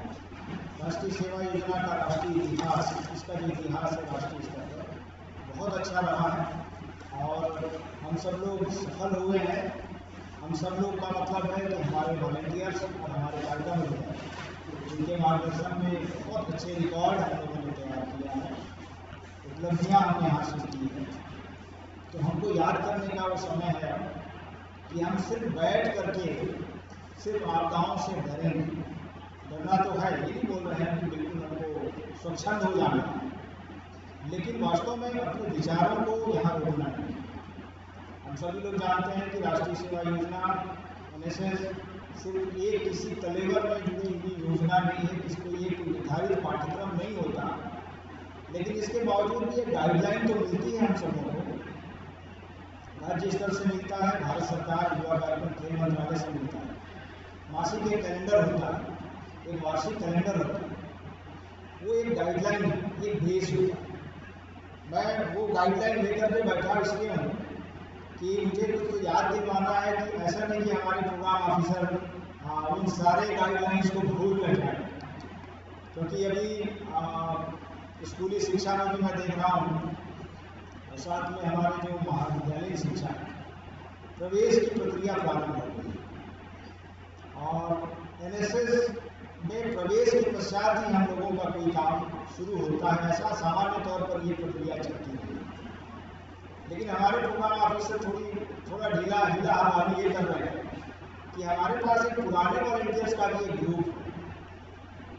हम लोग बड़े लापरवाही ढंग से बड़े लापरवाह हो जाते हैं कि जो NSS व्यक्ति जो लड़का कर लिया उसको अपने रिकॉर्ड से ही बाहर कर देते हैं।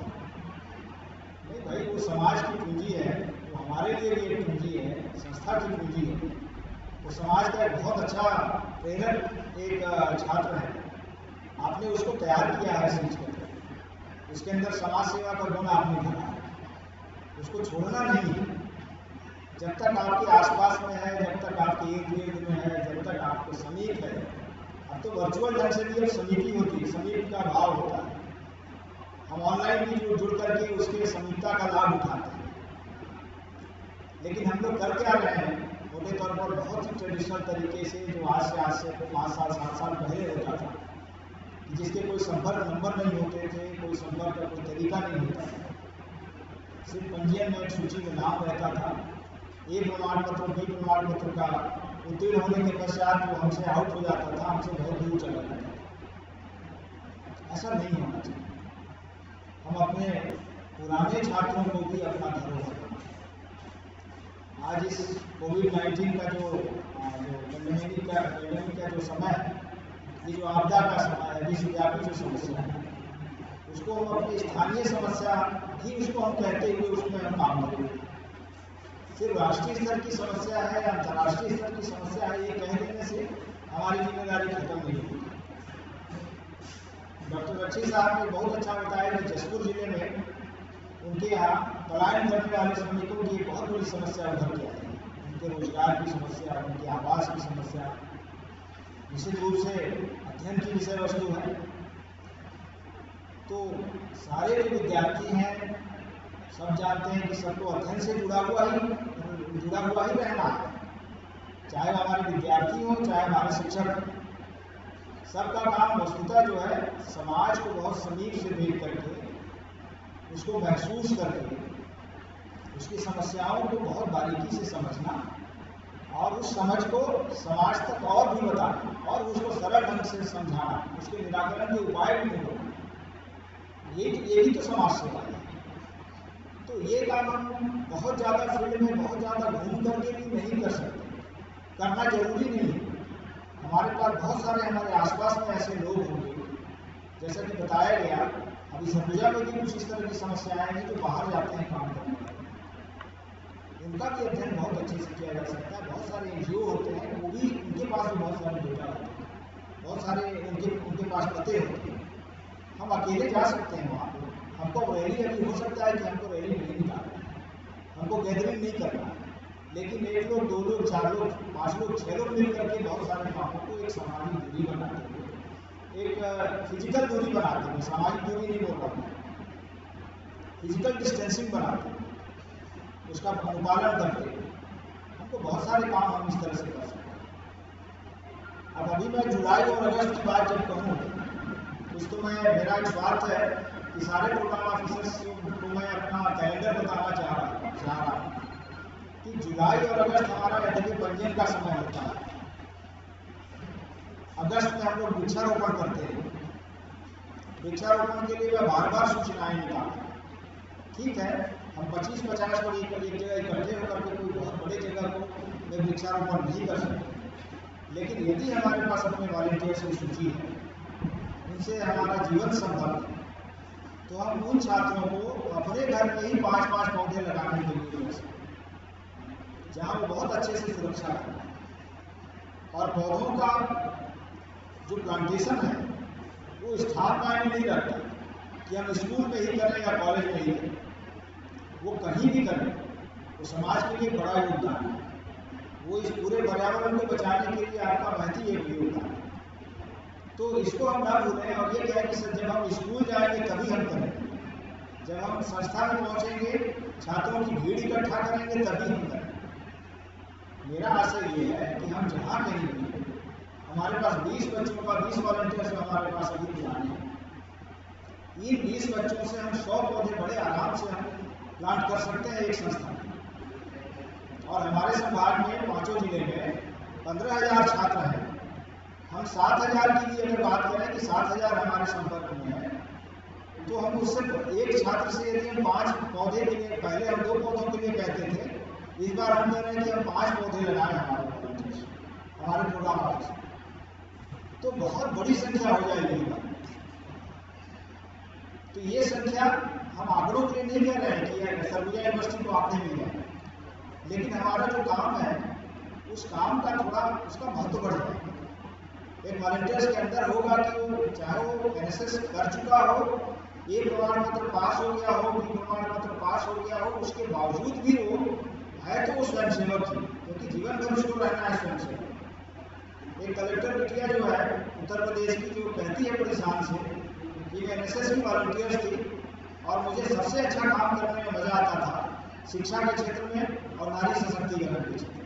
कितना अच्छा लगता है सुनकर। एक वॉलंटियर्स के रूप में उसके 2 अच्छे चॉइस थे जो समाज हितैषी थे। हम लोग भी अपने जीवन के लिए एक वॉलंटियर्स के रूप में, कार्यक्रम अधिकारी के रूप में किसी तरह का एक ही लक्ष्य हम रखें या 2 ही हमारा टारगेट रखें कि हमको शिक्षा के लिए बहुत अच्छा कुछ करना है, समाज को समतामूलक शिक्षा के मामले में समतामूलक करना है। अभी एक बहुत अच्छा समय है हमारे लिए उसके लिए कि बहुत सारे गाँव में ऐसे बच्चे होते हैं जो स्कूल नहीं जाते, स्कूल से जुड़ नहीं पा रहे। वर्चुअल क्लास में हमारी विशेष लेक्चरर है, वो रोज जो है क्लास ऑर्गेनाइज करती है, उसके क्लास में 50 बच्चे हैं, लेकिन ऑनलाइन सिर्फ 3 बच्चे जुड़ते हैं, 4 बच्चे जुड़ते हैं, 5 बच्चे। ऐसे बच्चों के हमारे आसपास ही होंगे, हमारे जो प्रोग्राम ऑफिसर हैं उनके आसपास होंगे, हमारे जो कॉलेज के वॉलंटियर्स हैं उनके पास होंगे, कुछ हमारे स्कूल के वॉलंटियर्स हैं जिनके पास ये उपलब्धता होगी। तो ऐसे बच्चे जो आपके घर के आसपास होंगे, छोटे क्लास के होंगे, उनको भी सहयोग प्रदान करें। ये भी तो समाज सेवा है, ये कोई अलग काम थोड़ी। तो काम की सीमाएं तो बहुत अनंत है। हमारे जो आज के रिसोर्स पर्सन थे, हमारे तीनों रिसोर्स पर्सन ने इसी बात को बल दिया है कि काम की कोई लिमिटेशन नहीं है, क्योंकि NSS पूरा नवाचार से जुड़ा हुआ है। रोज नवाचारों की एक भारत सरकार से, चाहे छत्तीसगढ़ शासन से प्रतिदिन कुछ न कुछ कामों की सूची आती रहती है। तो आपका चॉइस है कि आपकी इच्छा बहुत ज़्यादा किसी चीज़ में है तो आप उसको अपना उसमें बहुत आगे बढ़ करके हम काम कर सकते हैं। और NSS तो आपको उसका प्रतिफल भी देता है, कुछ तात्कालिक भी प्रतिफल देता है। जैसे अभी राज्य स्तर के पुरस्कारों के लिए हम आप लोगों से आवेदन पत्र मंगाए हैं, डेट तो हम 1 महीना पहले से लिए हुए थे और बोले थे कि भाई सबको 10 अगस्त तक सबको भेज देना है, लेकिन अभी तक मुझे नहीं लगता है कि किसी ने भेजा है, क्योंकि मुझे राज्य स्तर पर भेजना है अनुशंसा करा हुआ। तो प्रोग्राम ऑफिसर से मेरा एक अनुरोध ये है कि आपके संस्था के लिए बच्चे, उनके लिए जब आप सोचते हैं तो वो एक बहुत बड़ा समस्या, उनको आगे बढ़ाने का प्रयास करें, उनके कैरेक्टर को बढ़ाने के लिए, उनके चरित्र को बढ़ाने के लिए, उनके व्यक्तित्व को सुधारने के लिए आपके पास भी बहुत बड़ी बड़ी योजनाएं हैं। आप उनको पर्याप्त सूचना दीजिए, आप उनको काम के लिए प्रोत्साहित कीजिए, आप कामों के लिए उनको नई नई योजनाएं सुझाएं, ऑप्शन दीजिए कि ये काम किया जा सकता है। थोपिए मत, लेकिन उसमें से हो सकता है कि 40-50 को आपने बताया, उसमें से 4 बच्चों के अंदर ये मोटिवेट हो गए तो मुझे वास्तव में ये काम करना चाहिए। प्रमाण पत्र सबके मिलते हैं, सभी कामों का प्रतिशत है, प्रमाण पत्र तो मिलता ही है, नहीं की तो बात ही नहीं है। राज्य स्तर से पुरस्कृत होने का मौका मिलता है, भारत सरकार से पुरस्कृत होने का मौका मिलता है। तो पुरस्कार ही लक्ष्य नहीं है मेरे का, ऐसा मैं नहीं कह रहा हूँ, लेकिन जब हम कोई काम करते हैं तो उसका कोई ना कोई यदि मूल्यांकन करता है तो वो भी एक अचीवमेंट ही होता है। व्यक्ति के लिए होता है, संस्था के लिए होता है, जिले के लिए होता है और विश्वविद्यालय के लिए होता है, राज्य के लिए भी। तो हम हमारी जो यूनिट है, एक व्यक्ति पूरे देश से जुड़ा हुआ व्यक्ति है। जब तो 20 वॉलंटियर्स को जब सम्मानित किया जाता है राष्ट्रपति द्वारा, तो ये 20 लोग प्रतिनिधि हो जाते हैं देश के। तो इन 20 लोगों से देश की अपेक्षाएं बढ़ जाती हैं। तो कुछ इस तरह का राष्ट्रीय सेवा योजना के साथ संबंध एक व्यक्ति का जुड़ा हुआ है, एक छात्र का जुड़ा हुआ है, और हम सबों को मिलकर के इस गतिविधि को सिर्फ ये न मान लिया जाए कि आपदा का काल है तो अपडेट है, कुछ काम हो नहीं सकता है, हम बच्चों को सिर्फ डराते ही रहें, ऐसा नहीं है। हम उनको सावधान करें, डराएं नहीं, सावधान उनको फिजिकल डिस्टेंसिंग का पालन करने के तरीके बताएं। हम उनको, उनके परिवार वालों को वास्तव में, क्योंकि मजदूर वर्ग है, खेतों में जा रहे हैं, अपना काम कर रहे हैं, उनके बीच में भी जाकर के आजीविका से बहुत सारे काम किए जा सकते हैं। हमारे समाज के गांव के अंदर में बहुत सारे जहाँ पे आप निवास कर रहे हैं, अभी तो सभी लोग अपने अपनी जगहों पर होंगे, कार्यस्थल में अभी नहीं है, लेकिन उसको कार्यस्थल बनाया जा सकता है।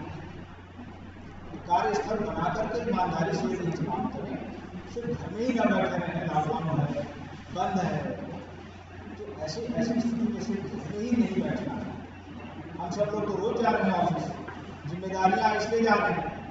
यूनिवर्सिटी तो मुझे तो कोई लॉकडाउन नहीं मिला, बीच में जाता रहा, कभी न कभी कोई गाँव लेने, कोई गाँव बनाने, कोई लेटर बनाने। जब बहुत ज़्यादा इमरजेंसी हुई तो घर में रहे, लेकिन घर में भी काम करते हैं।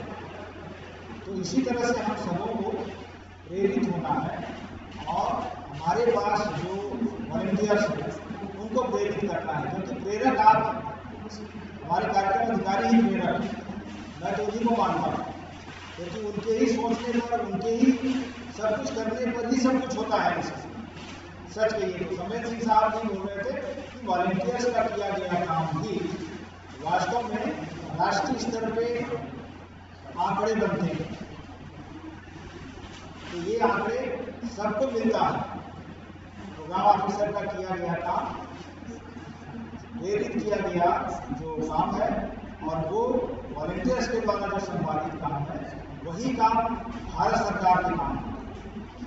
कोई अलग काम नहीं होता है भारत सरकार का या डॉक्टर अनिल सिन्हा का। विश्वविद्यालय कोई काम नहीं करता। विश्वविद्यालय का काम यही है कि आप मोटिवेटेड हैं, आपको मोटिवेट यदि करते हैं तो आप जमीनी लेवल की आप हैं व्यक्ति, आपको सब काम करना है। काम का मतलब इस आपदा काल में भी हमारे पास बहुत सारे कामों की सूची है। जो साला त्यागी बच्चे हैं उनको शिक्षा के क्षेत्र में उनको लाना है। जो बच्चे स्कूल जाने से कतरा रहे हैं बच्चों को स्कूल भेजने की मैं समझता हूँ कि अभी तात्कालिक जो है हमारे पास अभियान हो सकता है।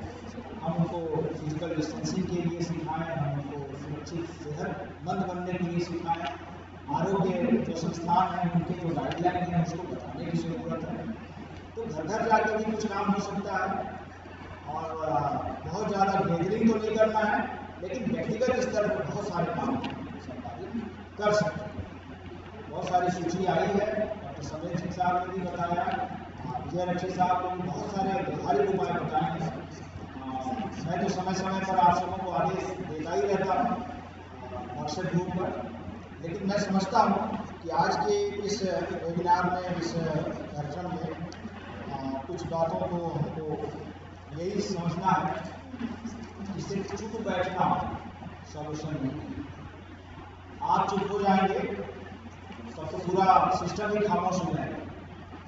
तो जितने लोग हैं 168 संस्थाएं इस विश्वविद्यालय में हैं, 5 जिलों में, और 168 संस्थाओं में से हर प्रोग्राम ऑफिसर यदि अगर इस पर नहीं है, थोड़ा भी ट्रैक पे नहीं है, तो मैं समझता हूँ कि पूरा 100-150 बच्चों का समूह उससे लाभ लेने से वंचित होता है।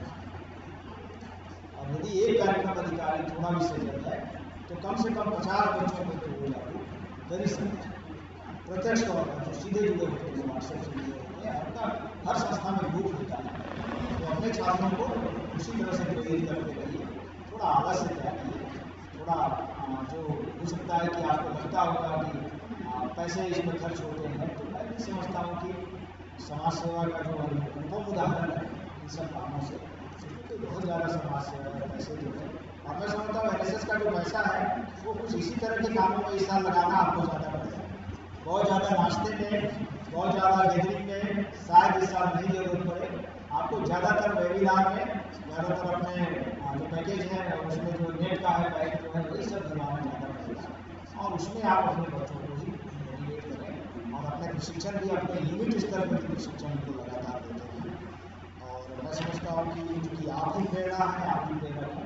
एक आखिरी में एक बार फिर से है, एक आदेश ही है कि आपके बच्चे जो बहुत अच्छा काम किए हैं पिछले 2-3 सालों में, उन बच्चों के बायोडाटा 2 दिन के अंदर मुझे मेरे ऑफिस भिजवा दीजिए, और बहुत अच्छा जो काम करते हैं, या आप बहुत अच्छा काम करते हैं कार्यक्रम अधिकारी के तौर पर, या आपकी संस्था बहुत अच्छा काम कर रही है, कार्यक्रम अधिकारी भी हैं और संस्था भी है, तो उसका जो मैंने बहुत बार डाला है उसके प्रारूप जो है फॉर्म में, उसको आप 2 दिन 3 दिन के अंदर मुझे भेज दें। मुझे कमेटी में बना दिया हूँ, और उस कमेटी की अनुशंसा के बाद ही मैं राज्य शासन को आपके चयनित जो आवेदन हैं उनको छत्तीसगढ़ शासन को भेज सकूँ।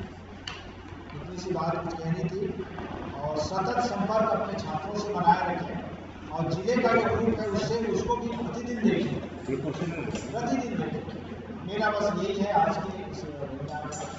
विषय वस्तुओं को बहुत चर्चा हो चुकी है। जुलाई अगस्त के जो काम हैं आप अपने NSS के कैलेंडर में देखें, जो पॉसिबल है उस पॉसिबल जो गतिविधि है उसको जरूर संचालित करें, जरूर संपादित करें, सिर्फ यूँ ही बैठ करके समय व्यतीत न करें। तो बहुत बहुत धन्यवाद आप सभी का। सबसे ज़्यादा तो मैं हमारे सभी जो रिसोर्स पर्सन हैं, हमारे संरक्षक डॉक्टर समरेश सिंह साहब, और हमारे दोनों सलाहकार समिति, राज्य सलाहकार समिति के सम्मानीय सदस्यगण, उनका बहुत बहुत आभार व्यक्त करता हूँ सरगुजा विश्वविद्यालय की ओर से, और हमारे सभी जिला संगठन जिन्होंने इस कार्यक्रम को संचालित करने में पूरी मेहनत की है, सभी के प्रति, और सभी मेरे कार्यक्रम अधिकारीगण और सभी बहुत सारे स्वयंसेवक भी इसमें जुड़े हुए हैं, उन सबका और आयोजन समिति को मैं बहुत बहुत आभार व्यक्त करता हूँ। धन्यवाद।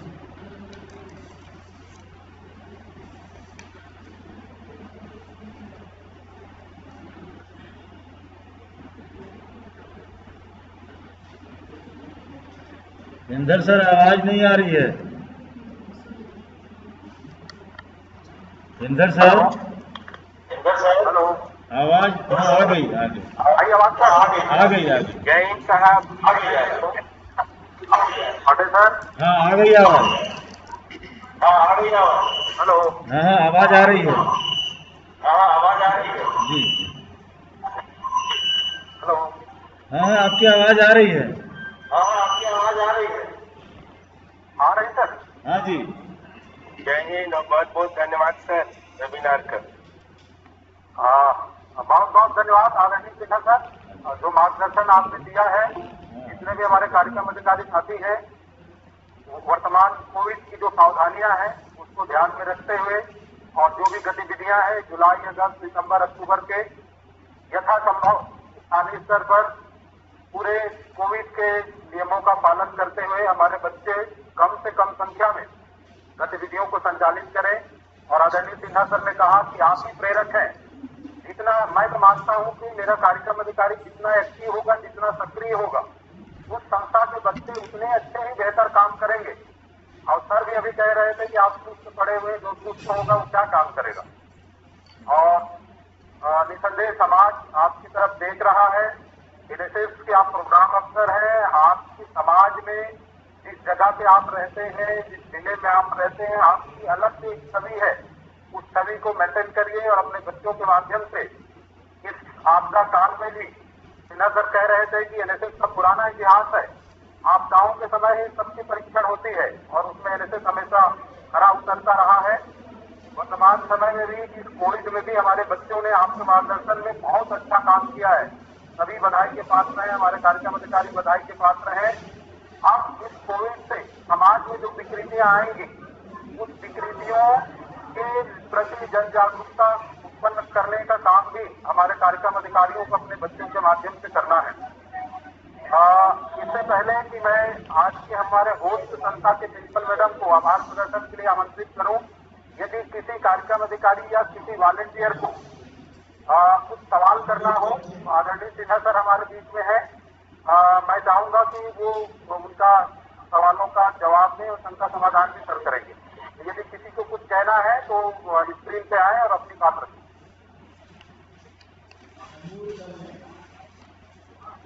नहीं तो आभार प्रदर्शन के साथ आज के कार्यक्रम को समाप्त करेंगे।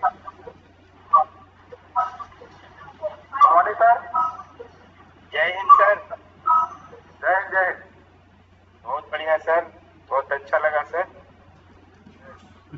जरूर इन सब बातों का हम लोग पालन करेंगे सर और इसको कार्य रूप में पंडित करेंगे। धन्यवाद सर। तो और किसी को कुछ नहीं पूछना तो मैं प्रिंसिपल मैम को आमंत्रित करूं। ठीक है। आभार कर दीजिए बहुत। आज के राज्य स्तरीय वेबिनार तो कोविड-19 पर एनएसएस की गतिविधियों को किस तरह से हम संचालित करें, इस विषय पर आधारित थी। विषय विशेषज्ञ के रूप में हमारे बीच में doctor Samarendra Singh sir, doctor Vijay Rakshit ji, Shri Shrish Mishra sir और हमारे कार्यक्रम समन्वयक का मार्गदर्शन हम सबको प्राप्त हुआ। मैं बधाई देना चाहता हूँ साथी श्यामा प्रसाद मुखर्जी महाविद्यालय सीतापुर के प्रिंसिपल मैडम को, जिन्होंने जो मेजबानी संभाली, आयोजन की जिम्मेदारी संभाली। डॉक्टर रोहित कुमार बरगाह जी ने इस जिम्मेदारी संभाली। बहुत बहुत आप सब बधाई के पात्र हैं। और अंत में मैं श्यामा प्रसाद मुखर्जी महाविद्यालय सीतापुर के प्राचार्य श्रीमती प्रतिमा कुजूर मैडम को आमंत्रित कर रहा हूं कि आज के अतिथियों के प्रति जो कार्यक्रम अधिकारी हमारे जुड़े हुए हैं, हमारे स्वयंसेवक जुड़े हैं, सबके प्रति पूरे राष्ट्रीय सेवा योजना परिवार की ओर से, महाविद्यालय परिवार की ओर से आभार प्रदर्शित करें। श्रीमती प्रतिमा कुजूर मैडम, सादगी से बढ़कर कोई श्रृंगार नहीं होता, सादगी से बढ़कर कोई श्रृंगार नहीं होता और विनम्रता से बढ़कर कोई व्यवहार नहीं होता। सादर आभार प्रदर्शित करने के लिए मैं प्रिंसिपल मैडम को आमंत्रित कर रहा हूँ। मैडम। धन्यवाद सर। आज के सफल कार्यक्रम के लिए आप सभी को आने के लिए मेरा सबको नमस्कार। आज राष्ट्रीय स्तर वेबिनार कोविड-19 लॉकडाउन काल में राष्ट्रीय सेवा योजना गतिविधियों का संचालन, सावधानी एवं क्रियान्वयन, इसके अंतर्गत उच्च शिक्षा राष्ट्रीय सेवा योजना के द्वारा हमारे संत गहिरा गुरु विश्वविद्यालय के संरक्षण में हमारे महाविद्यालय शासकीय श्यामा प्रसाद मुखर्जी महाविद्यालय सीतापुर को ये कार्यक्रम आयोजन करने का सौभाग्य प्राप्त हुआ है और इसमें आप सभी ने आकर इसमें और चार चांद लगा दिया। इसके लिए मैं सबके प्रति आभार प्रकट करती हूँ। सबसे पहले हमारे हैं मुख्य संरक्षक के रूप में डॉक्टर समरेंद्र सिंह सर जी, जो SNO एवं उप सचिव छत्तीसगढ़ उच्च शिक्षा विभाग से हैं। इन्होंने भी बहुत अच्छे से राष्ट्रीय सेवा योजना के बारे में हम लोग को बताया। अभी कोविड-19 के अंतर्गत हमारा जो लॉकडाउन का माहौल चल रहा है उसमें हमें किस प्रकार की सावधानियां बरतनी है और सावधानियों के साथ साथ हमें घर में बैठ के नहीं रहना है।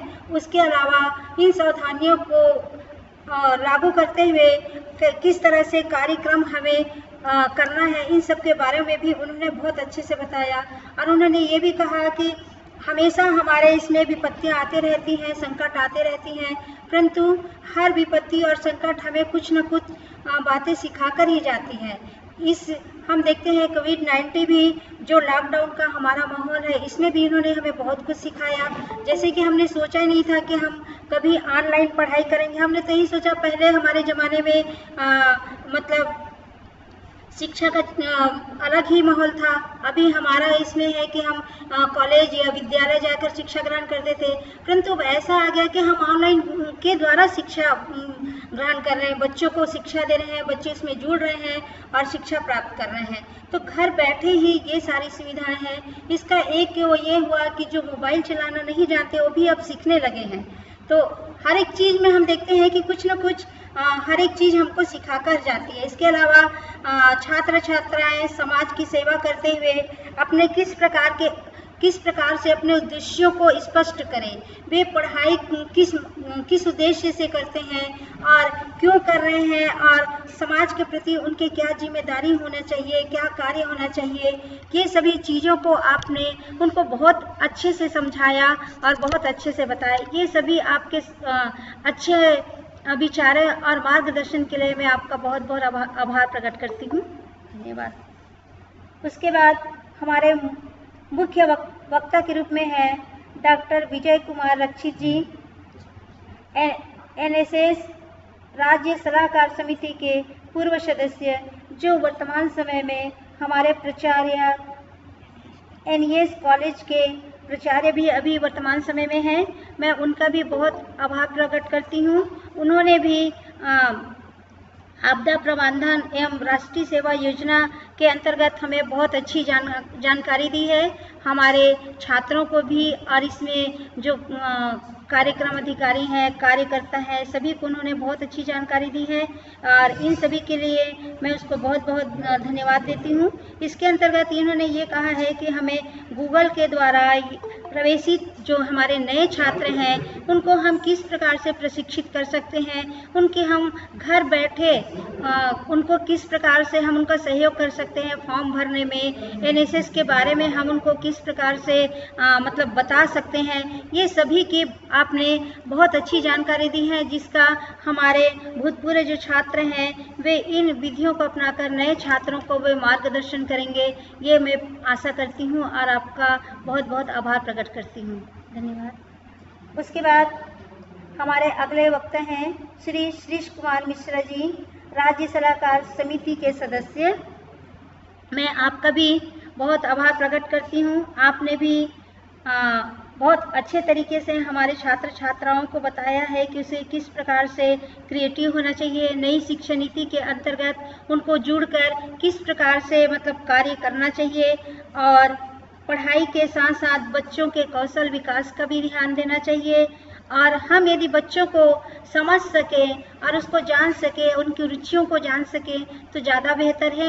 हम यदि बच्चों को उनकी रुचि के अनुसार कार्य देंगे तो स्वाभाविक रूप से, चूँकि उनकी रुचि उसमें रहती ही है, इसलिए वे अपने कार्य को बहुत अच्छी तरीके से कर सकते हैं और घर बैठे कुछ और नए नए क्रिएटिविटी कर सकते हैं। तो इस प्रकार से आपने हमारे बच्चों का उत्साहवर्धन किया है और उसको बहुत अच्छा मार्गदर्शन दिया है, इसके लिए आपको बहुत बहुत आभार प्रकट करती हूँ।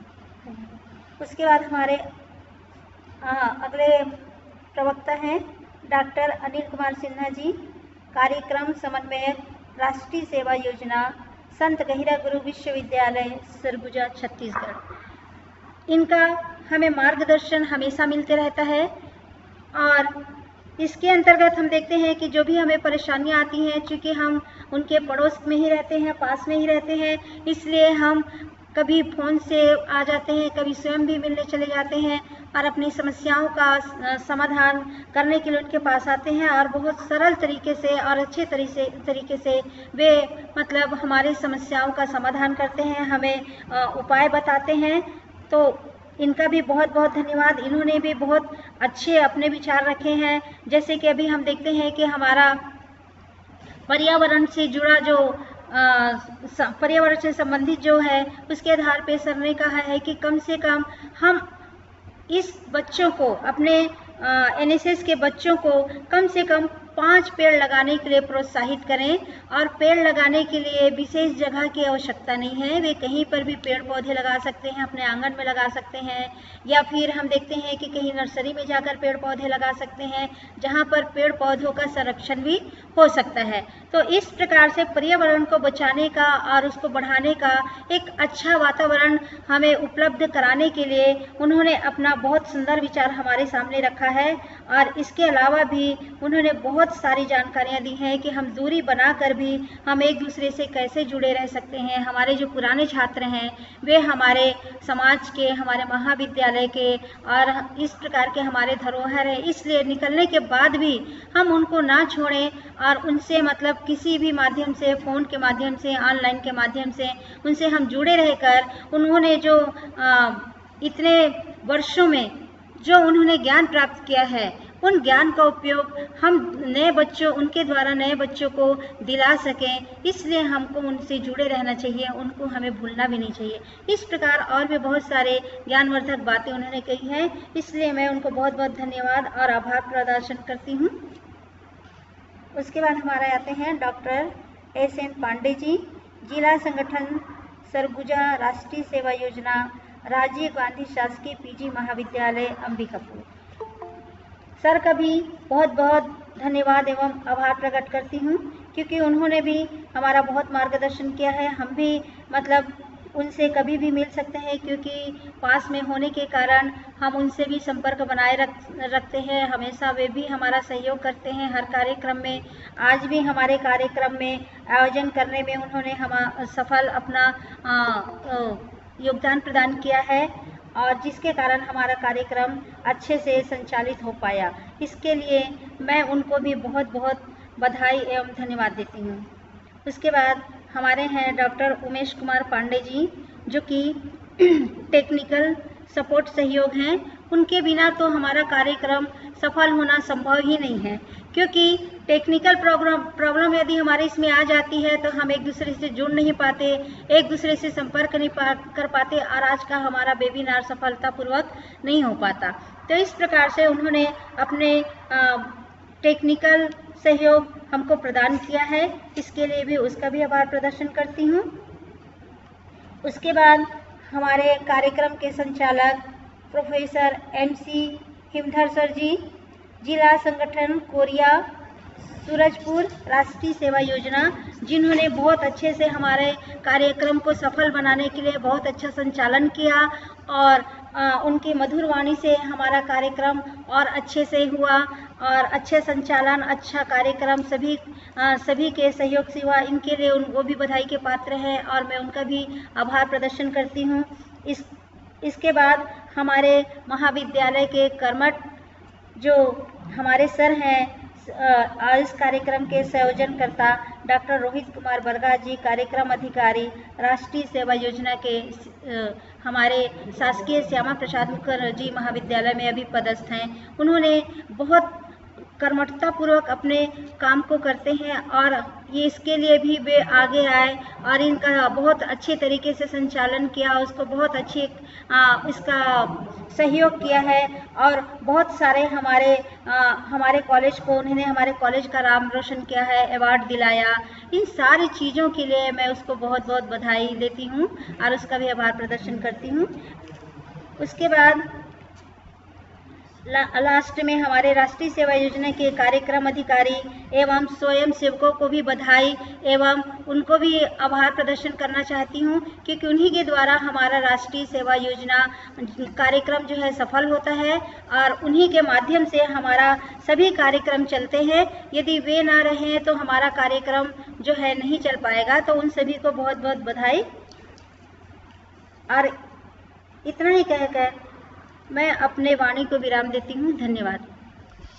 आखिर में आयोजक संस्था के प्राचार्य मैडम को बहुत बहुत बधाई राष्ट्रीय सेवा योजना परिवार सरगुजा संभाग एवं पूरे छत्तीसगढ़ से।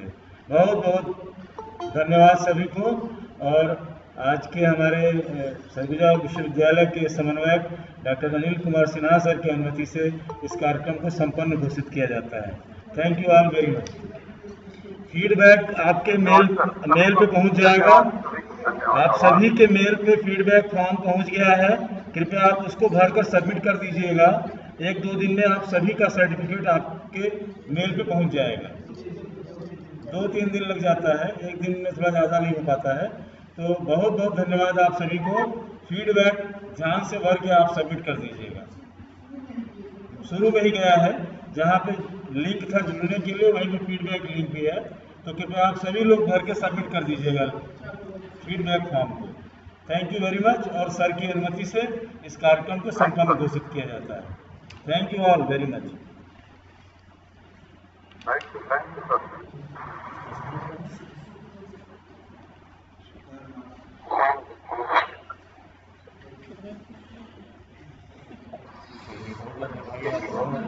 आप लोग पूरी